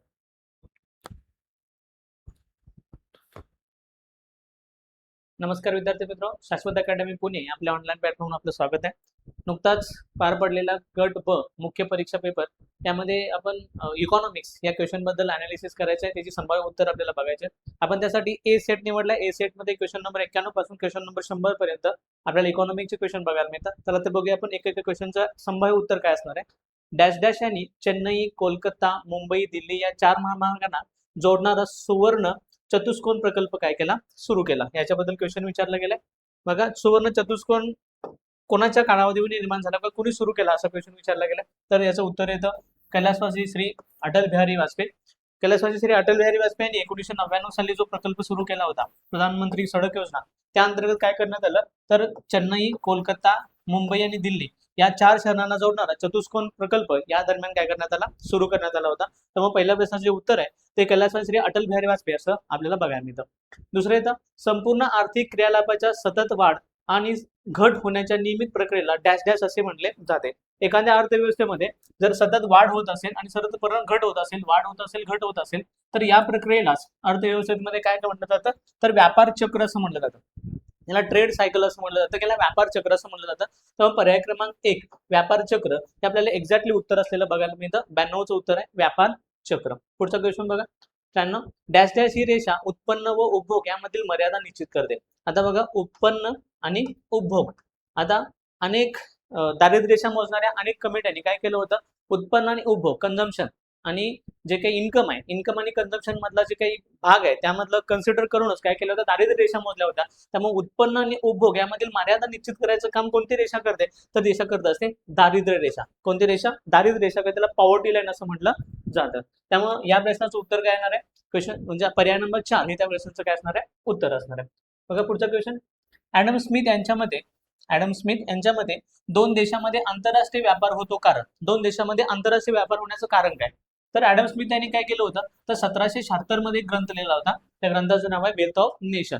आता वेल्थ ऑफ नेशन मध्ये त्यांनी एक थेअरी मांडली होती. त्याला कुठली थेअरी म्हणलं जातं, ऍब्सोल्यूट डिफरंट कॉस्ट थेअरी किंवा ऍब्सोल्यूट कॉस्ट थेअरी असं त्याला म्हटलं जातं. म्हणजे काय, दोन देशामध्ये तेव्हाच व्यापार होऊ शकेल, एखाद्या देशामध्ये एखादी वस्तू बनण्यासाठी लागणारा जो खर्च आहे तो खूप एकदम कमी असेल आणि तोच खर्च त्या दुसऱ्या देशामध्ये ती वस्तू बनवण्यासाठी जास्त लागत असेल, तर जास्त खर्च लागणारा देश आहे तो ज्या देशामध्ये कमी खर्च लागतो त्या देशातून काय करेल, आयात करेल. त्यालाच काय म्हटलं जातं, absolute difference in cost. Cost मध्ये जर डिफरन्स असेल तर त्या दोन देशामध्ये व्यवहार करणं किंवा व्यापार करणं एकदम सुलभ असेल आणि या कारणाने याचं उत्तर काय असणार आहे, तर सर्वकष खर्च भिन्नता असते म्हणून. म्हणजे काय, तर पर्याय number 2 absolute difference in cost यामुळं काय होतं, तर दोन देशामध्ये आंतरराष्ट्रीय व्यापार होतं असं कोण म्हणतात, ऍडम स्मिथ असं म्हणतात. कोणत्या ग्रंथामध्ये, तर 1776 मध्ये लिहिलेला वेल्थ ऑफ नेशन या ग्रंथामध्ये त्यांनी ही थेअरी मांडलेली बघायला मिळते. पुढचा क्वेश्चन बघा खालीपैकी कोणते महागाई चलनवाढीचे प्रकार आहेत. आता महागाई किंवा चलनवाढीचे जे प्रकार विचारलेत, चलनवाढीचे किंवा महागाईचे जे प्रकार विचारले ते कशावरून ठरतात, तर ते टक्केवारीवरून ठरतात. की एकूण आपण जे टक्केवारी मोजतो, IIP, WPI, CPI या कोणत्याही माध्यमातून आपण जे टक्केवारी मोजतो, जर ती समजा 3% पर्यंत असेल तर त्याला काय म्हणलं जातं, रांगणारी, क्रिपिंग करणारी. जर समजा ती काय असेल 3% ते 10% पर्यंत असेल तर त्याला आपण म्हणतो चालणारी, त्याला आपण म्हणतो वॉकिंग करणारी. नंतर वेगवान महागाई कशाला म्हटलं जातं, 10% ते 20% असेल तर त्याला आपण म्हणतो वेगवान किंवा त्याला आपण म्हणतो गॅलोपिंग करणारी. आणि तिसरी येते ती म्हणजे चौथी येते ती म्हणजे धावणारी महागाई. जर 20% पेक्षा जास्त महागाई असेल तर त्याला आपण काय म्हणतो, धावणारी महागाई किंवा रनिंग इन्फ्लेशन असं म्हटलं जातं. त्यामुळे टक्केवारीनुसार बघितलं तर हे चारीचे पर्याय आहेत ते आपल्याला एक्झॅक्टली बरोबर असलेले बघायला मिळतात. हे चारी पर्याय हे महागाईचे प्रकार असलेले आपल्याला बघायला मिळतात. त्यामुळे पर्याय काय असणार आहे, तर पर्याय क्रमांक 4 वरीलपैकी सर्व हे उत्तर एक्झॅक्टली बरोबर आहे. पुढे बघा भारतातील बेरोजगारीचे प्रमाण कमी करण्यासाठी विविध कार्यक्रम राबवण्यात आले. त्या संदर्भात खालील विधाने विचारात घ्या. बघा पहिलं विधान आहे 1979 साली ग्रामीण भागातील युवकांना स्वयंरोजगारासाठी प्रशिक्षण योजना एकात्मिक ग्रामीण विकास कार्यक्रम IRDP अंतर्गत सुरू करण्यात आला. बरोबर आहे, एक प्रोग्राम सुरू करण्यात आला होता, त्याला म्हणतात ट्रायसेम. त्याला काय म्हणतात, TRYSEM, training for rural youth self employment mission या नावाने काय करण्यात आला होता, हा प्रोग्राम सुरू करण्यात आला होता. आणि तो कशाच्या अंडर होता, तर एकात्मिक ग्रामीण विकास कार्यक्रम इंटिग्रेट रुरल डेव्हलपमेंट प्रोग्राम यांच्या अंतर्गत सुरू करण्यात आला होता. त्यामुळे विधान क्रमांक अ जे आहे ते एक्झॅक्टली बरोबर आहे. नंतर विधान क्रमांक ब बघा राष्ट्रीय ग्रामीण रोजगार हमी कायदा, याला आपण MG नरेगा कायदा म्हणतो, 2005 अंतर्गत जिल्हाधिकारी किंवा मुख्य कार्यकारी अधिकारी कार्यालय जिल्हा पातळीवरील रोजगार हमी कार्यक्रमासाठी जबाबदार असेल. हो, त्यांना नाव देण्यात आलं होतं DPC, डिस्ट्रिक्ट प्रोग्राम कोऑर्डिनेटर या नावाने त्यांना ओळखलं गेलं होतं. आणि ते कोण होते, तर त्या जिल्ह्याचा जिल्हाधिकारी मुख्य कार्यकारी अधिकारी यांना काय केलं होतं, तर DPC म्हणून काय केलं होतं, नियुक्त केलं होतं आणि त्या पूर्ण कामाबद्दल तेच जबाबदार असल्याला आपल्याला बघायला मिळतात. त्यामुळे विधान ब देखील काय आहे, एक्झॅक्टली बरोबर आहे. तर विधान अ आणि ब हे दोन्ही बरोबर असलेले बघायला मिळतात. तेव्हा पर्याय क्रमांक 2 अ आणि ब हे दोन्ही विधान एक्झॅक्टली काय आहेत, बरोबर आहेत. कारण आपल्याला काय विचारले, सत्य विधानं विचारलेली आहेत. तेव्हा 96 या उत्तर काय येतं, तर पर्याय क्रमांक 2 अ आणि ब दोन्ही बरोबर आहेत. पुढचा क्वेश्चन बघा केंद्रीय अंदाजपत्रक 2023-24 बघा मागच्या ह्याच्यामध्ये विचारले 2023-24 मध्ये मिस्टी नावाचा कार्यक्रम सुरू केला होता. त्याचा उद्देश काय होता, तर मिस्टी म्हणजे काय, तर मिस्टीचा जो लॉंग फॉर्म माहित असेल तर उत्तर आपल्याला आपोआप कळतं. मिस्टीचा लॉंग फॉर्म काय, mangrove initiative for shoreline habitats and tangible incomes, हे काय होतं, त्याचा लॉंग फॉर्म होता, मिस्टीचा लॉंग फॉर्म येतो. आणि मिस्टी हा प्रोग्राम कायसाठी सुरू केला होता, जे कोस्टल लाईन असलेले मॅग्रो वन आहेत त्यांचं जे काही शहरीकरण सध्या सुरू आहे किंवा ते कमी व्हायला लागले ते वाढवण्यासाठी किंवा त्याचं इम्प्लिमेंटेशन करण्यासाठी काय केलं होतं, हा प्रोग्राम सुरू करण्यात आला मिस्टी. त्यामुळे पर्याय क्रमांक काय येतं, 2 एक्झॅक्टली बरोबर येतं. मॅग्रो म्हणजे खारपुटी वनांच्या संवर्धनाला प्रोत्साहन देण्यासाठीच काय केला होता, मिस्टी हा प्रोग्राम सुरू करण्यात आला होता. त्यामुळे पर्याय क्रमांक 2 हे त्याचं एक्झॅक्टली उत्तर असणार आहे. नंतर पुढे बघा, जोड्या लावाचा क्वेश्चन विचारला होता टॅक्सेस बद्दल. बघा, प्रत्यक्ष कर हा तो व्यक्तिगत उत्पन्नावर लावला जातो, हा पर्सनल इन्कमवर असतो. दुसरं इथं अप्रत्यक्ष कर कशावर लावला जातो, तर वस्तू आणि सेवांच्यावर लावला जातो. अप्रत्यक्ष कर GST, goods and service tax आपण त्यांना म्हणतो, हा अप्रत्यक्ष कर आहे. नंतर इथं शुल्क किंवा दंड. शुल्क किंवा दंड हे काय असतं, तर सरकारचं कर इतर उत्पन्न असतं, त्याला आपण म्हणतो नॉन टॅक्स इन्कम. सरकारचं नॉन टॅक्स इन्कम म्हणून काय ओळखलं जातं, शुल्क किंवा दंड हे ओळखलं जातं. नंतर पुढे शिल्की अंदाजपत्रक. शिल्की अंदाजपत्रक मांडल्यामुळे काय होतं, तर चलनवाढ रोखण्यासाठीच काय केलं जातं, गव्हर्नमेंटकडून शिल्की अंदाजपत्रक सादर केलं जातं. त्यामुळे एक्झॅक्टली बघितलं तर बघा, प्रत्यक्ष कर ड, प्रत्यक्ष कर काय येणार आहे, ड येणार आहे. नंतर अप्रत्यक्ष कर क, नंतर न शुल्क आणि दंड हे अ येणार आहे, आणि शिल्की अंदाजपत्रक हे ब येणार आहे. ड क अ ब कुठे आहे बघा, ड क अ ब, पर्याय क्रमांक 3 हा एक्झॅक्टली बरोबर असलेला बघा मी तो ड क अ आणि ब, तर पर्याय क्रमांक 3 हा एक्झॅक्टली बरोबर असलेला बघायला मिळणार आहे. नंतर पुढे बघा, भारतातील रोजगारी संदर्भात खालीलपैकी बरोबर विधान ओळखा. काय, कुठलं विधान ओळखायचं, बरोबर विधान ओळखायचं. पहिलं विधान, भारतातील असंघटित क्षेत्रात रोजगारी जास्त आहे. बघा, भारतामध्ये असंघटित नॉन ऑर्गनाइज सेक्टर म्हणतो, भारतातल्या एकूण लोकसंख्येपैकी जो 85 ते 90% लोकसंख्या या असंघटित क्षेत्रामध्ये काम करते. आणि असंघटित क्षेत्रामध्ये काम करत असल्यामुळे या भागामध्ये बऱ्यापैकी आपल्याला काय बघायला मिळते, बेरोजगारी किंवा रोजगारी कशी आहे, जास्त आहे. तर बेरोजगारी विचारलं नाही तर काय विचारले, रोजगारी. त्यामुळे भारतातली बऱ्यापैकी लोकसंख्या 85 ते 90% लोकसंख्या कशात काम करते, या सेक्टरमध्ये काम करते. त्यामुळे या क्षेत्रामध्ये रोजगारी कशी आहे, जास्त आहे, बेरोजगारी नाही, रोजगारी जास्त आहे. नंतर पुढे येतं, भारतात संरचनात्मक बेरोजगारी आढळते. आता संरचनात्मक बेरोजगारी म्हणजे काय किंवा स्ट्रक्चरल बेरोजगारी म्हणजे काय, तर तुम्ही स्किल घेतले एका कामाचं आणि तुम्हाला दुसरंच काम करावं लागत असेल, तुम्ही इंजिनियर असाल आणि तुम्हाला समजा दुसरंच काहीतरी काम करावं लागत असेल, तर त्याला आपण म्हणतो स्ट्रक्चरल बेरोजगारी. काम तर आहे परंतु ते काय नाहीये, योग्य स्किलचं नाहीये, म्हणून त्याला आपण काय म्हणतो, स्ट्रक्चरल अनएम्प्लॉयमेंट असं म्हणतो. संरचनात्मक बेरोजगारी भारतात आढळते का, तर हो आढळते. त्यामुळे विधान ए पण बरोबर आहे आणि बी पण बरोबर आहे. आता विधान सी बघा, आर्थिक उदारीकरणामुळे रोजगार वाढला. आर्थिक उदारीकरणामुळे काय वाढला, रोजगार वाढलेला बघा मिळतं. तर आर्थिक उदारीकरणामुळे रोजगार वाढला, हे देखील विधान कसं आहे, बरोबर आहे. कारण 1991 नंतर जे आपण एलपीजी स्वीकारलं, एलपीजी लेबलायझेशन, प्रायव्हेटायझेशन, ग्लोबलायझेशन, त्यामध्ये उदारीकरण जे सुरू केलं, लेबलायझेशन सुरू केलं, त्या लेबलायझेशनमुळे देशामध्ये मोठ्या प्रमाणात उद्योगधंद्यांची आवक झाली, मोठ्या प्रमाणात उद्योगधंदे वाढले आणि उद्योगधंदे वाढल्यामुळे काय वाढला, रोजगार वाढलेला आपल्याला बघायला मिळतं. नंतर पुढे येतं, भारतातील आर्थिक वृद्धी रोजगार वाढ दर्शवते. भारतामध्ये जेवढी आर्थिक वृद्धी वाढत गेली, भारतामध्ये जेवढं इम्प्रुव्हमेंट वाढत गेलं, तेवढं काय झालं, तर मोठ्या प्रमाणात रोजगार उभा राहिलेले बघायला मिळतात. त्यामुळे हे देखील विधान काय आपल्याला बरोबर बघायला मिळतं. आर्थिक उदारीकरणामुळे रोजगार वाढला, हे पण बरोबर आहे. आणि भारतातील आर्थिक वृद्धी रोजगार वाढ काय करते, दर्शवते. आता हे पण विधान बरोबर आहे. त्यामुळे ए बी सी डी ही चारही विधान आपल्याला एक्झॅक्टली बरोबर असलेली बघायला मिळतात. तर पर्याय क्रमांक 4 वरीलपैकी सर्व विधाने काय आहेत, एक्झॅक्टली बरोबर असलेली बघायला मिळतात. बघा, शेवटचा क्वेश्चन, बहुआयामी दारिद्र्य निर्देशांक ही संकल्पना प्रामुख्याने कोणत्या 3 निर्देशांकावर आधारित आहे. आता मल्टीडायमेन्शनल पॉवर्टी इंडेक्स म्हणतो आपण त्याला, मल्टीडायमेन्शनल पॉवर्टी इंडेक्स, एमपीआय.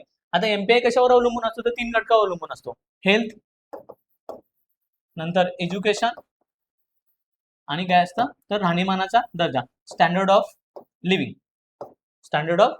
यावर अवलंबून असतो. कुठला पर्याय, पर्याय क्रमांक 1 आरोग्य, शिक्षण आणि राहणीमानाचा दर्जा यावरच काय राहतं, तर एमपीआय बहुआयामी दारिद्र्य निर्देशांक किंवा बहुआयामी निर्धनता निर्देशांक असं आपण त्याला म्हणतो. एमपीआय या 3 घटकावरच काढला जातो, आरोग्य, शिक्षण आणि राहणीमानाचा दर्जा. त्यामुळे पर्याय क्रमांक 1 त्याचं एक्झॅक्टली उत्तर असणार आहे. असे एकूण 10 क्वेश्चन काय केले होते, विचारले होते, त्याचे आपण संभाव्य उत्तर बघितलेले आहेत. धन्यवाद.